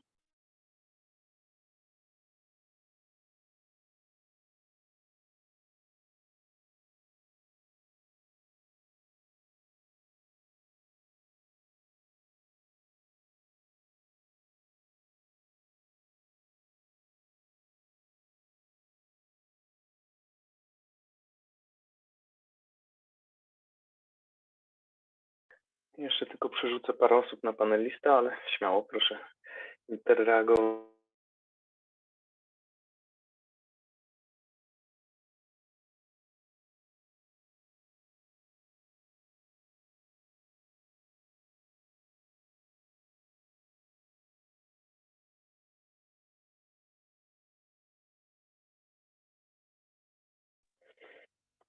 Okej, skoro nie ma pytań, myślę, że ciszę znamy doskonale, to postaram się tą ciszę trochę zakłócić, żeby nie było nudy, więc w kwestii streszczenia może przytoczenia czy przypomnienia tutaj paru takich głównych pytań czy wątków, które były poruszone na tym warsztacie. Oczywiście nie we wszystkich detalach, nie w każdy wątek pójdziemy tak głęboko, ale myślę, że każdy miał możliwość posłuchania sobie, zrozumienia tego na swój sposób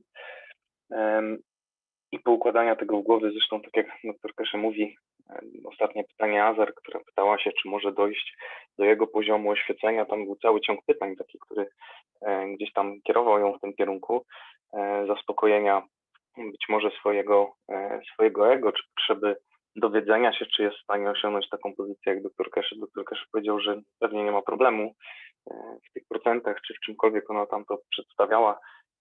Oczywiście, że możesz być oświecona, możesz dojść do poziomu takiego zrozumienia, czy możesz otrzymać taką dostęp do takiej wiedzy, tylko pytanie jest, czy jesteś w stanie ją zrozumieć, bo wszystko zawsze bierzemy poprzez pryzmat swojego zrozumienia i tutaj jeśli nie mamy odpowiedniej siły pól, odpowiedniego zrozumienia, jeśli to z nami nie rezonuje w pewien sposób, no to można powiedzieć dość tak kolokwialnie, że to po nas spływa, tak jak jakiś naukowiec, matematyk zaczyna nam konkretne formuły różniczki gdzieś tam rozpisywać, jeśli to nie jest nasza domena, to no to też to gdzieś tam po nas spływa, więc ta wiedza jest dostępna, chociażby od tego matematyka na przykład, ona jest obok nas, ta wiedza, ona płynie jak rzeka, czy wieje jak wiatr, ale my jesteśmy w stanie uchwycić z niej, wziąć dla siebie, można powiedzieć, to, co jesteśmy w stanie przetrawić, zrozumieć, to, co po nas nie spłynie, tylko to,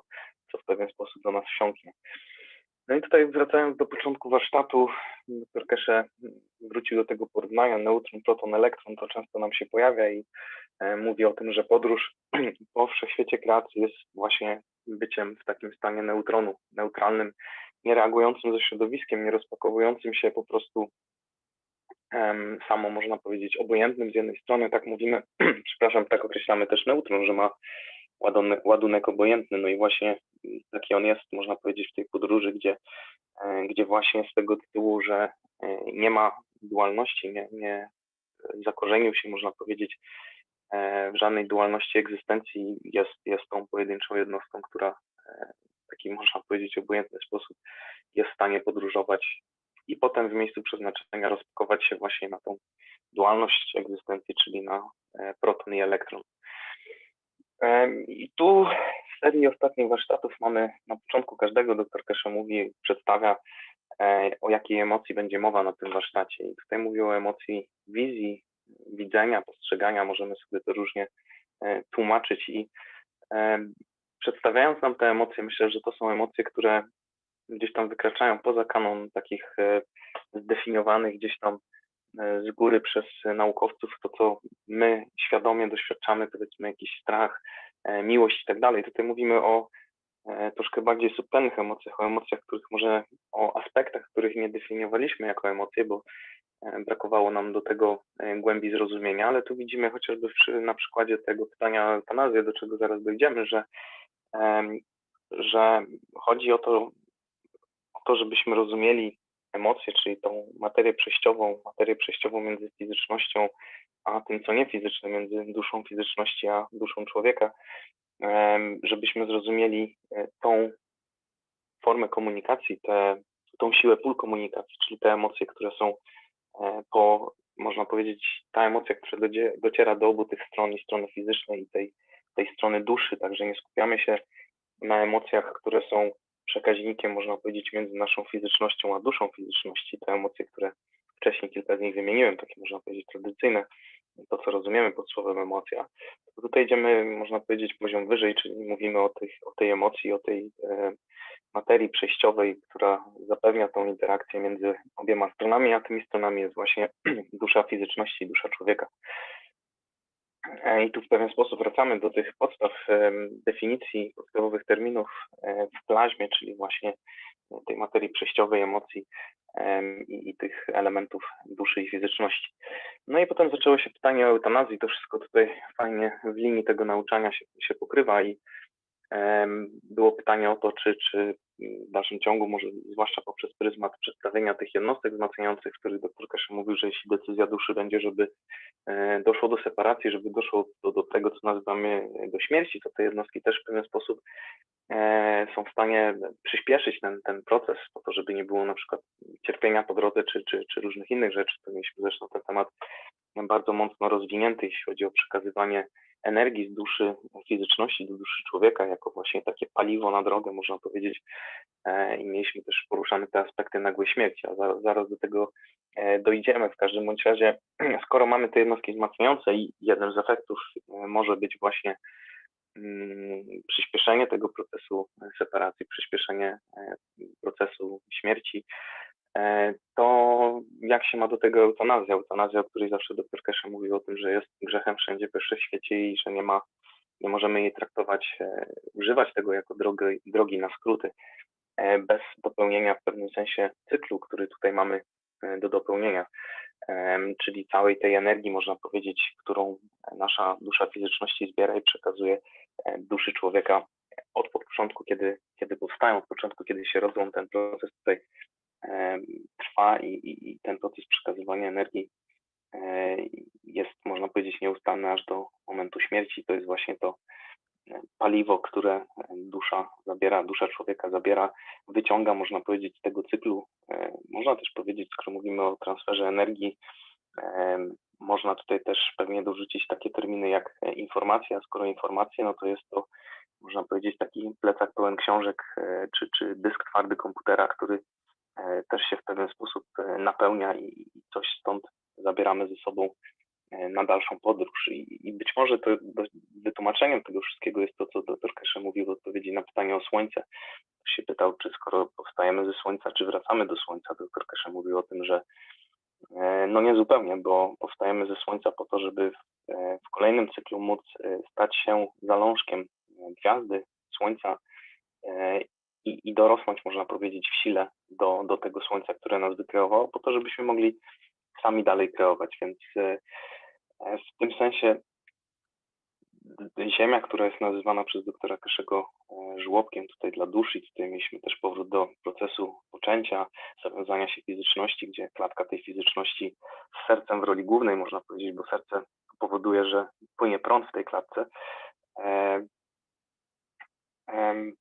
Ta klatka zawiązuje się właśnie od tego elementu serca i serce jest tym najważniejszym organem, który rozwija się jako pierwszy, jeśli chodzi o fizyczność tego dziecka. Ale wracając tutaj do tematu, bo do tego aspektu jeszcze wrócimy, ale cofając się, można powiedzieć, 2 zdania w tył, dr Keshe mówi o tym, że możemy elewować czy wznosić, karmić duszę fizyczności także w taki sposób, że karmi ona duszę człowieka i także ma coś w tym procesie dla siebie. Mówi tutaj o zastosowaniu technologii plazmy po to, żeby zapewnić ten transfer z duszy fizyczności do duszy człowieka energii, ale żeby w tym procesie dusza fizyczności nie przekazywała, można powiedzieć, nie spłukiwała się do zera w tym procesie, tylko cały czas też dostawała stałe zapasy, można powiedzieć, zapotrzebowania energii, której potrzebuje. I tutaj było wskazanie właśnie na technologię plazmy. Dzięki i przy zrozumieniu tego procesu, odpowiednie zastosowanie, możemy stworzyć warunki, w którym ta fizyczność będzie tutaj na Ziemi na przykład przez 1000 lat. Jeśli mówimy o temacie eutanazji, tutaj dr Keshe mówi, że w tym przypadku na przykład dusza nie otrzymuje całości tej energii i w tym przypadku mamy taką do połowy gotową, czy do połowy ugotowaną duszę, która to za chwilę ma zająć następną pozycję, ma skończyć ten cykl, ma przejść do następnego cyklu. Mówiliśmy tutaj w kontekście bycia zalążkiem gwiazdy, rozwijania się właśnie w kierunku takiego bytu, takiego istnienia, na przykład jakim jest Słońce i jeśli jesteśmy gdzieś tam do połowy tylko zatankowani, czy do połowy gotowi do wejścia do tego procesu, no to na pewno start, można powiedzieć, nie jest za dobry i są jakieś braki, które w jakiś sposób trzeba uzupełnić. W pewnym sensie ten cykl nie daje pełnej satysfakcji, nie daje tego, co mieliśmy z niego wyciągnąć. I tutaj też w tym procesie dr Keshe mówił o tym, jak to właśnie z interakcji duszy człowieka i duszy fizyczności, interakcji powstaje grawitacja, powstają pola magnetyczne. To, co nazywamy grawitacją, to jest to, co zawiązuje te pola, które zawiązują fizyczność. Pola magnetyczne to możemy rozważać w kontekście właśnie emocji, czyli tej materii przejściowej. I widzimy, jak z tych dwóch elementów, z jednej i z drugiej duszy, poprzez emocje zawiązuje się ta fizyczność przy pomocy właśnie pól magnetycznych i grawitacyjnych. Teraz następny temat.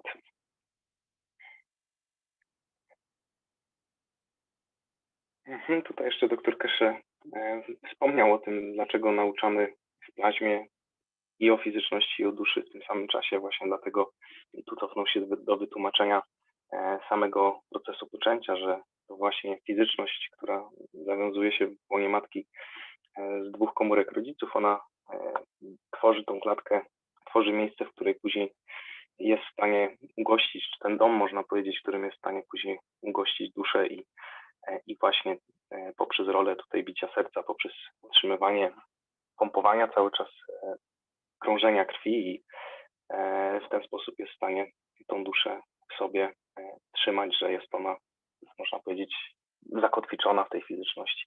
Zaraz będziemy omawiać w sumie scenariusze, w których jest troszkę odwrotnie i tutaj jeśli chodzi o fizyczność, o wszystkie te składowe naszej fizyczności, dr Keshe porównywał je tutaj do cegiełek albo do takich pojedynczych 1 euro, które są wpłacane na fundusz budowy domu i kiedy ten fundusz cały się nazbiera, wtedy mamy moc finansową, można powiedzieć, do budowania tego domu, albo jeśli wrócimy do tej analogii z cegłą, to te pojedyncze cegły tworzą strukturę i ta cała struktura, która trzyma dom, która tworzy strukturę domu, właśnie nazywamy duszą. Takie dość, można powiedzieć, może niezbyt proste porównania, ale myślę, że tutaj też jest trochę głębi w tym i można by to jeszcze bardziej się w to zagłębić.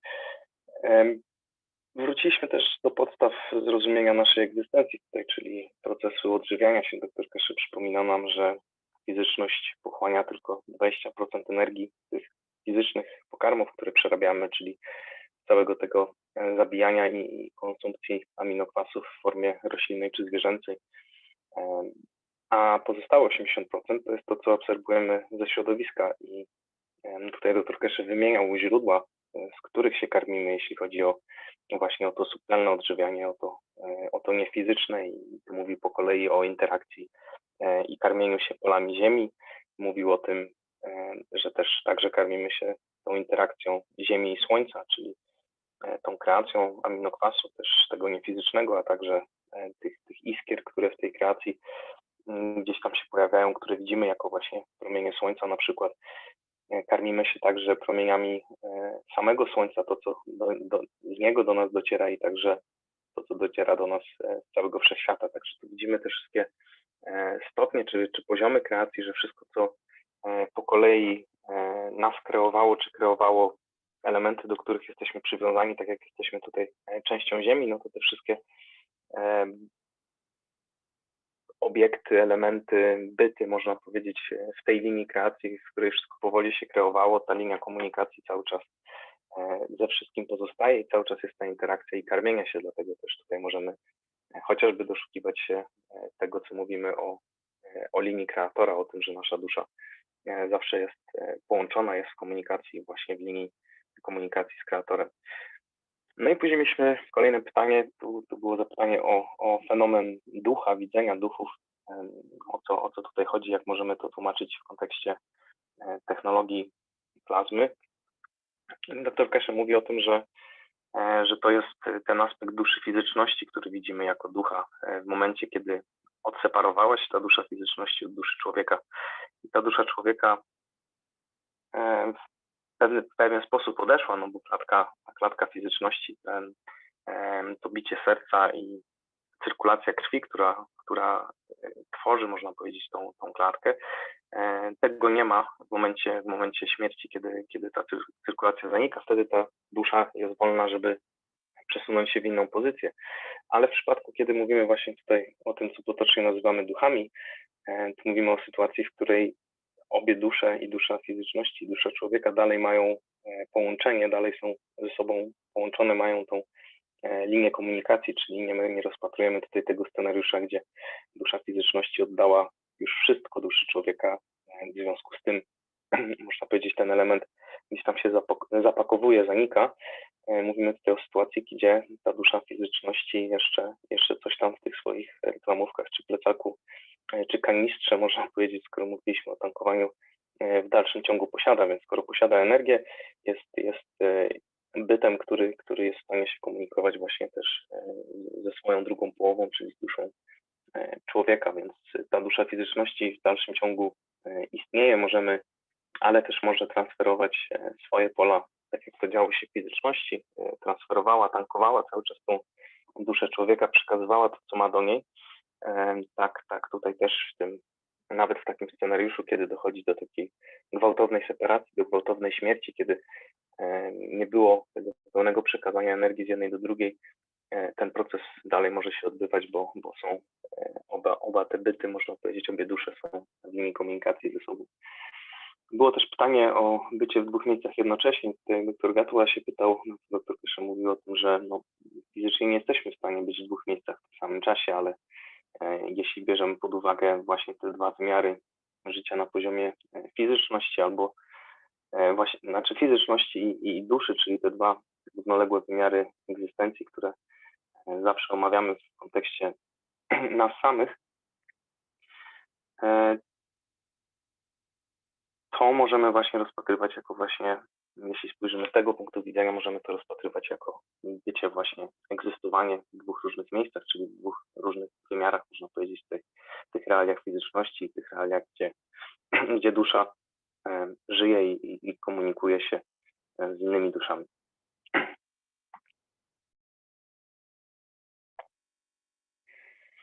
I tutaj doktor Keshe zaczął tłumaczyć, po co te nauki, co staramy się zrobić tutaj w tym procesie przy użyciu jednostek wzmacniających, przy użyciu tej wiedzy.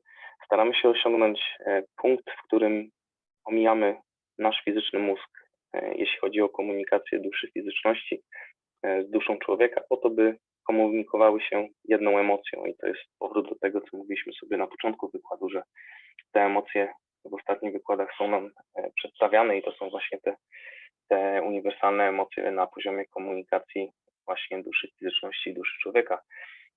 Więc staramy się w tym procesie ominąć mózg. Mózg, który składa się właśnie z aminokwasu, jest tym elementem, o którym dr Keshe mówi, że w podróży kosmicznej, kiedy rozpatrujemy siebie jako właśnie ten neutron, jako tą obojętność, jako jedność, można powiedzieć, a nie jako ta dualność, o której przed chwilą sobie mówiliśmy, no to w tym aspekcie nie mamy żadnej fizyczności, no bo przecież ten neutron jeszcze się nie rozpakował do protonu i elektronu, a skoro nie mamy fizyczności, to nie mamy aminokwasu, nie mamy mózgu, nie mamy całej tej struktury.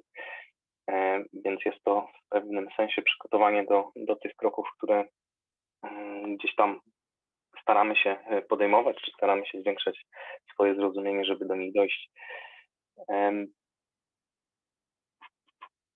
I teraz zachodzi pytanie, skoro mówimy o komunikacji bez pośrednika, którym jest mózg między dwoma duszami, duszą fizyczności i człowieka, to teraz pytanie, czy w tych emocjach na przykład komunikacji między jednym a drugim, czy to skoro wcześniej w tym miejscu istniało to, co nazywamy świadomością taką naszą fizyczną, która bierze się z tego, że mamy mózg, są tam procesy myślowe i myślimy, że żyjemy, czy myślimy o sobie, że istniejemy i tak dalej. Ta świadomość właśnie na takim najniższym poziomie, można powiedzieć fizycznym, bo oczywiście są różne poziomy świadomości, czy poziomy, czy siły pól, w której funkcjonujemy. Więc skoro ta świadomość najprostsza, najniższego poziomu, najbardziej fizyczna istniała właśnie na poziomie mózgu, to teraz skoro staramy się, żeby ta komunikacja była bezpośrednia, bez tego pośrednika, którym był mózg, to czy właśnie to pole tych emocji, to co jest pomiędzy duszą fizyczną i duszą człowieka, czyli ta komunikacja poprzez emocje, czy wtedy w tym miejscu dopatrujemy się świadomości, skoro kiedyś był tam mózg i była świadomość związana z tym mózgiem, to czy na przykład te emocje, te pola między dwoma dwoma duszami, czy one niosą w sobie właśnie świadomość. Skoro mówimy o świadomości, no to też możemy mówić o świadomości na poziomie duszy człowieka, czyli świadomość właśnie postrzegania. Mówiliśmy tutaj o emocji widzenia, postrzegania, więc funkcjonowanie właśnie w tej sile pól, w której funkcjonują inne dusze. Mamy też świadomość na poziomie duszy fizyczności i mamy to, co jest pomiędzy nimi dwoma, czyli to co omawialiśmy sobie wcześniej, więc myślę, że tutaj też w tym, co tłumaczy dr Keshe, można sobie postawić parę takich pytań i zastanowić się, skoro mówimy o braku mózgu, to jak sobie teraz rozpatrujemy te wszystkie struktury i gdzie właśnie ta świadomość może się znajdować, a skoro funkcjonujemy tutaj w dualności naszej egzystencji na poziomie fizycznym i duszy, to mamy też tą świadomość na poziomie fizyczności i na poziomie duszy. I tutaj było to pytanie o serce, czemu to jest pierwszy organ, który się tworzy i to całe wyjaśnienie, które już sobie przytoczyliśmy, czyli serce jako organ pompujący krew, tworzący cyrkulację krwi w naszym organizmie, która to tworzy właśnie ten dom, tą klatkę dla umieszczenia, uwięzienia duszy w środku. I tu pojawił się pewien pan chyba z Holandii, który mówił o przeszczepie jako o eutanazji. Czy możemy rozumieć przeszczep, samą tą procedurę jako właśnie eutanazję, gdzie obserwujemy na przykład śmierć mózgu, ale serce ciągle bije, bo takie są gdzieś wymagania dla przeszczepów, żeby ta cyrkulacja poprzez organy, które są transplantowane, cały czas była, żeby tam nie było żadnych skrzepów. No i tutaj też przy okazji dr Keshe mówił o tym, że tak gdzieś po cichu przemycił to, że nie ma czegoś takiego jak śmierć mózgu, tylko my nie jesteśmy w stanie gdzieś wyłapać tej interakcji pól, nie jesteśmy w stanie tworzyć instrumentów, które działałyby na tych subtelniejszych poziomach, żeby właśnie wykazać, iż ten mózg w dalszym ciągu do jakiegoś stopnia na jakimś poziomie funkcjonuje. I tu w odpowiedzi na to pytanie dr Keshe mówi, dobra, skupmy się na płucach albo na sercu, najlepiej na sercu. Omówmy sobie jeden przykład, że serce, jeśli mówimy o transplancie serca, to serce samo w sobie nie jest duszą fizyczności. Tutaj, jeśli mówimy o duszy fizyczności, mówimy o tym star formation, czyli o formacji gwiazdy dwóch płuc i serca, gdzie właśnie wolna plazma w środku tej formacji gwiazdy to jest to, co nazywamy duszą fizyczności, czyli to jest interakcja, to jest coś, co powstaje z interakcji wielu elementów, a nie tylko i wyłącznie z serca. Więc jeśli utrzymamy przepływ krwi, to jesteśmy w stanie, to pierwszy aspekt, który tu był omawiany, to że jeśli utrzymamy przepływ krwi, krążenie, to w ten sposób jesteśmy w stanie podtrzymywać życie. Możemy się odnieść chociażby do tego, gdzie przy przeszczepie, czy tuż przed przeszczepem na przykład ktoś jest podłączony do sztucznego serca, do maszyny, która właśnie stara się cały czas pompować krew, utrzymać ten przepływ krwi.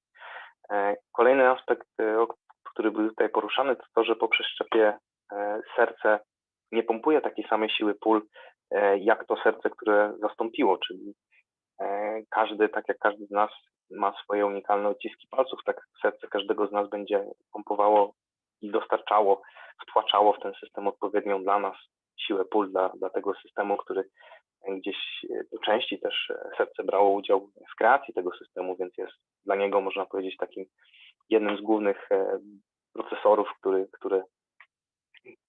które zasilają cały układ, czy które sterują całym układem, więc w momencie, kiedy mamy przeszczep, to serce nowe w naszym organizmie pompuje troszkę inną siłę pól i dlatego możemy zaobserwować to, że często widzimy u osób po przeszczepach, że zmienia się troszkę ich osobowość, czy temperamentość, czy jakiekolwiek inne aspekty ich osobowości, dlatego że zmienia się mieszanka właśnie pól, która jest właśnie w tym nowym warunku po przeszczepie dostarczana i różni się ona od tego, co było pierwotnie. I tu dr Keshe mówi też oprócz cyrkulacji krwi na poziomie fizycznym, no bo cyrkulacja krwi może przestać w momencie, kiedy na przykład ktoś doznaje śmierci klinicznej, ktoś doznaje stanu śmierci, gdzie serce się zatrzymuje i w tym momencie w dalszym ciągu jest nadzieja. Znamy przypadki wiele, gdzie udaje się przywrócić tą akcję serca osobie, która się na przykład utopiła albo gdzieś tam zakrztusiła dymem, czy w jakichś różnych innych przypadkach, ta akcja serca może być przywrócona i mimo tego, że ta cyrkulacja krwi stała w miejscu, w dalszym ciągu jesteśmy w stanie przywrócić kogoś do życia. Dlatego tutaj dr Keshe dodaje taką małą wzmiankę, mówi o cyrkulacji krwi, ale mówi, że kiedy przestanie ona krążyć także w polach, bo oprócz tego, że fizyczność przestaje, ta krew fizycznie przestaje płynąć, to w dalszym ciągu przez jakiś czas mamy jeszcze tą cyrkulację, to krążenie pól w polach, a nie na poziomie fizyczności krwi. I dopiero kiedy właśnie także na poziomie pól, nie tylko fizyczności, zatrzyma się to krążenie, to wtedy już możemy mówić o końcu, wtedy mówimy o momencie, kiedy ta klatka już rzeczywiście nie istnieje i ta dusza jest wolna, żeby się odseparować. I kluczem do tego też tutaj dr Keshe mówił o tym właśnie, o tej zakrzepicy krwi, o koagulacji krwi, że do momentu, do chwili, kiedy nie dopuścimy do tego, żeby ta krew się zakrzepła, to w dalszym ciągu te pola gdzieś tam krążą, jesteśmy w stanie przywrócić tą osobę do życia. I później mieliśmy na koniec Azar, parę pytań od Azar, która mówiła, że kreator wszystko stworzył. Dr Keshe ją tutaj poprawił, mówił, że kreator nie stworzył, nic nie stworzył, to wszystko stworzyło się z interakcji jego pól. Myślę, że też sentencja warta zgłębienia się i przemyślenia. Także tutaj nie było w tym procesie, przynajmniej tak jak jest to przedstawione, nie było tutaj celowości, tylko była po prostu interakcja pól, interakcja plazmy i to właśnie ta dynamika interakcji tego, co już było, zaczęła prowadzić do powstawania kolejnych elementów, które to w interakcji z tym, co poprzednio było i się wykreowało, prowadzi do kolejnej kreacji i tak dalej, i tak dalej. Także wracamy do tego, co mówiliśmy wcześniej, o tych różnych poziomach, można powiedzieć, rozwijania się plazmy. No i w zasadzie to wszystko, bo ten aspekt, gdzie Azar pytała o to, czy można iść w górę, dorównać do poziomu na przykład Keshego, dr Keshe tutaj odpowiedział, że oczywiście można uzyskać dostęp do tej wiedzy, ale pytanie jest tylko takie, czy mamy odpowiednią siłę pól, odpowiednie zrozumienie, żeby to ogarnąć, żeby to zrozumieć, żeby to po nas nie spłynęło. No i mam nadzieję, że ta wiedza dzisiaj też po nas nie spłynie, że coś tam w głowie zostanie i będziemy mogli dalej poszukiwać tej wiedzy i zgłębiać ją na kolejnych to poziomach. To wszystko z mojej strony. Jak ktoś ma ochotę jeszcze coś dodać, zapytać albo przedstawić, to zapraszam.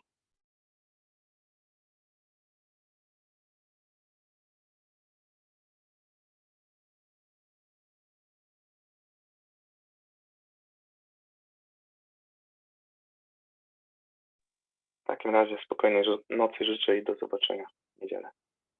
Dzięki.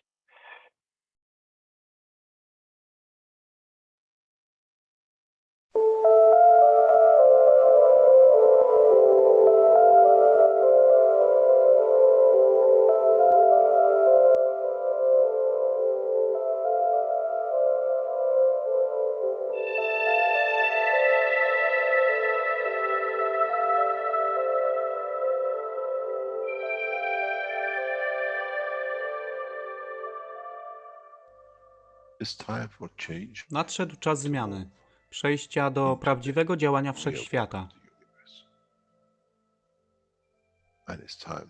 I nadszedł czas, aby zrozumieć, że używamy stanu materii, by osiągnąć poziom zrozumienia duszy człowieka.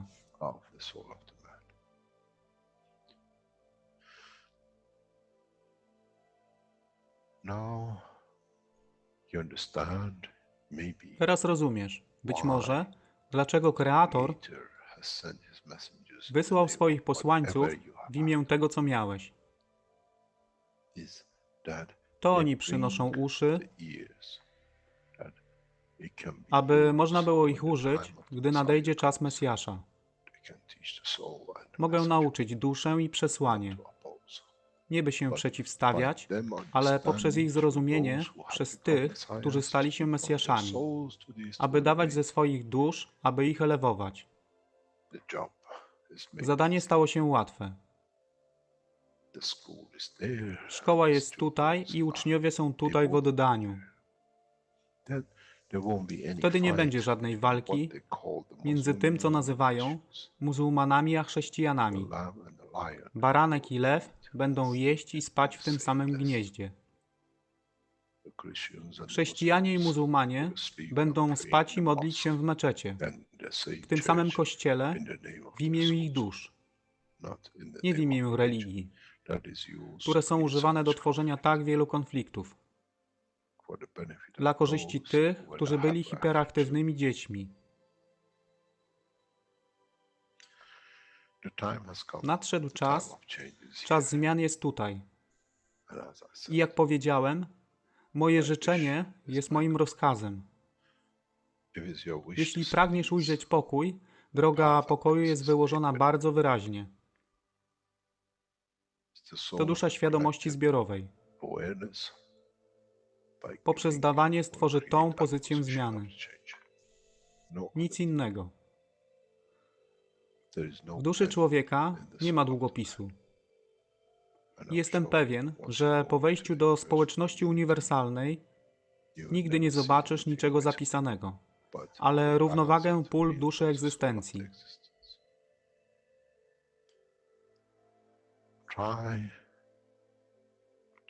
Staraj się być na tyle pokornym, aby nie stać się aroganckim w mocy, którą zrozumiałeś i posiadłeś.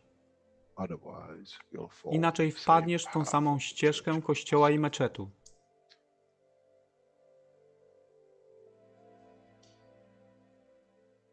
To jest to, co obiecaliśmy i to właśnie dostarczyliśmy.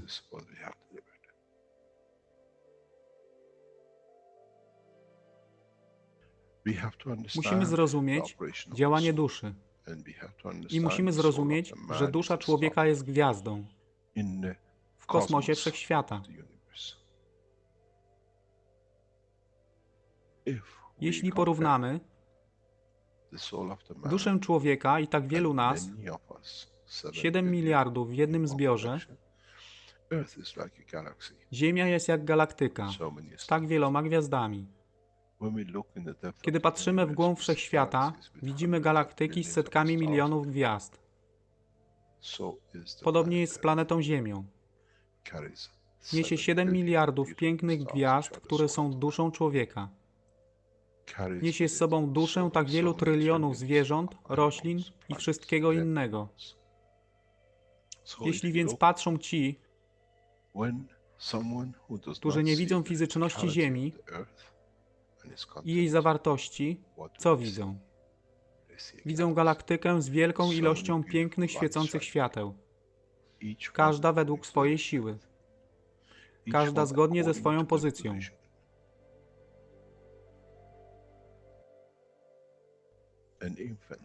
Niemowlę ma piękną duszę, podobnie jak staruszek. Dla tych niefizycznych, którzy nie widzą fizycznego wymiaru tej planety, ale widzą siłę pola, jesteśmy gromadami gwiazd. Ludzka rasa, każda pojedyncza dusza, nikt z daleka nie widzi. To jest dusza rybaka, to jest dusza kosmologa, to jest dusza prezydenta. Wszystkie świecą bez względu na fizyczność. To jest magia. Oto, co nowa nauka musi przynieść człowiekowi. Kiedy patrzymy przez naszą duszę, widzimy tylko gwiazdy w innych duszach. I to jest przełom. To jest zrozumienie. Na tym właśnie polegają te wszystkie nauki. Dojście do dojrzałości następnego poziomu, aby zrozumieć daleki kosmos. Wszechświat jest ostrygą dla tych dusz, które służą.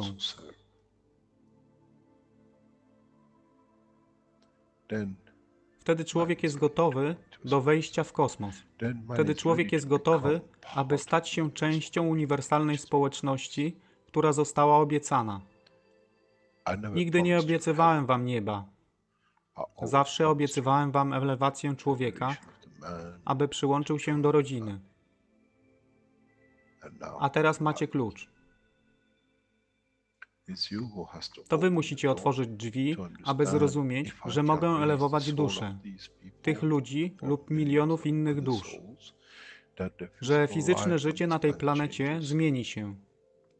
Wtedy jestem godny bycia częścią społeczności uniwersalnej, by być, aby służyć, aby się rozwijać, by być tam, aby być częścią, że w cyklu życia wszechświata staje się w byciu częścią, staje się częścią totalności.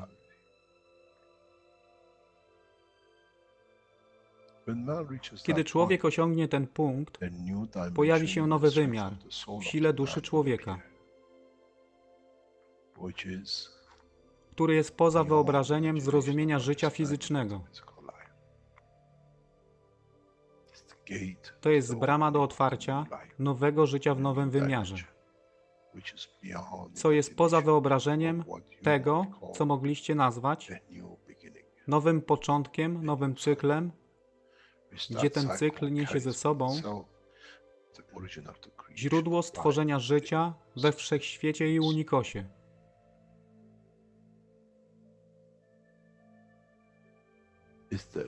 To jest elewacja duszy, aby służyć. Stała się kluczem. Nie tron życia fizycznego.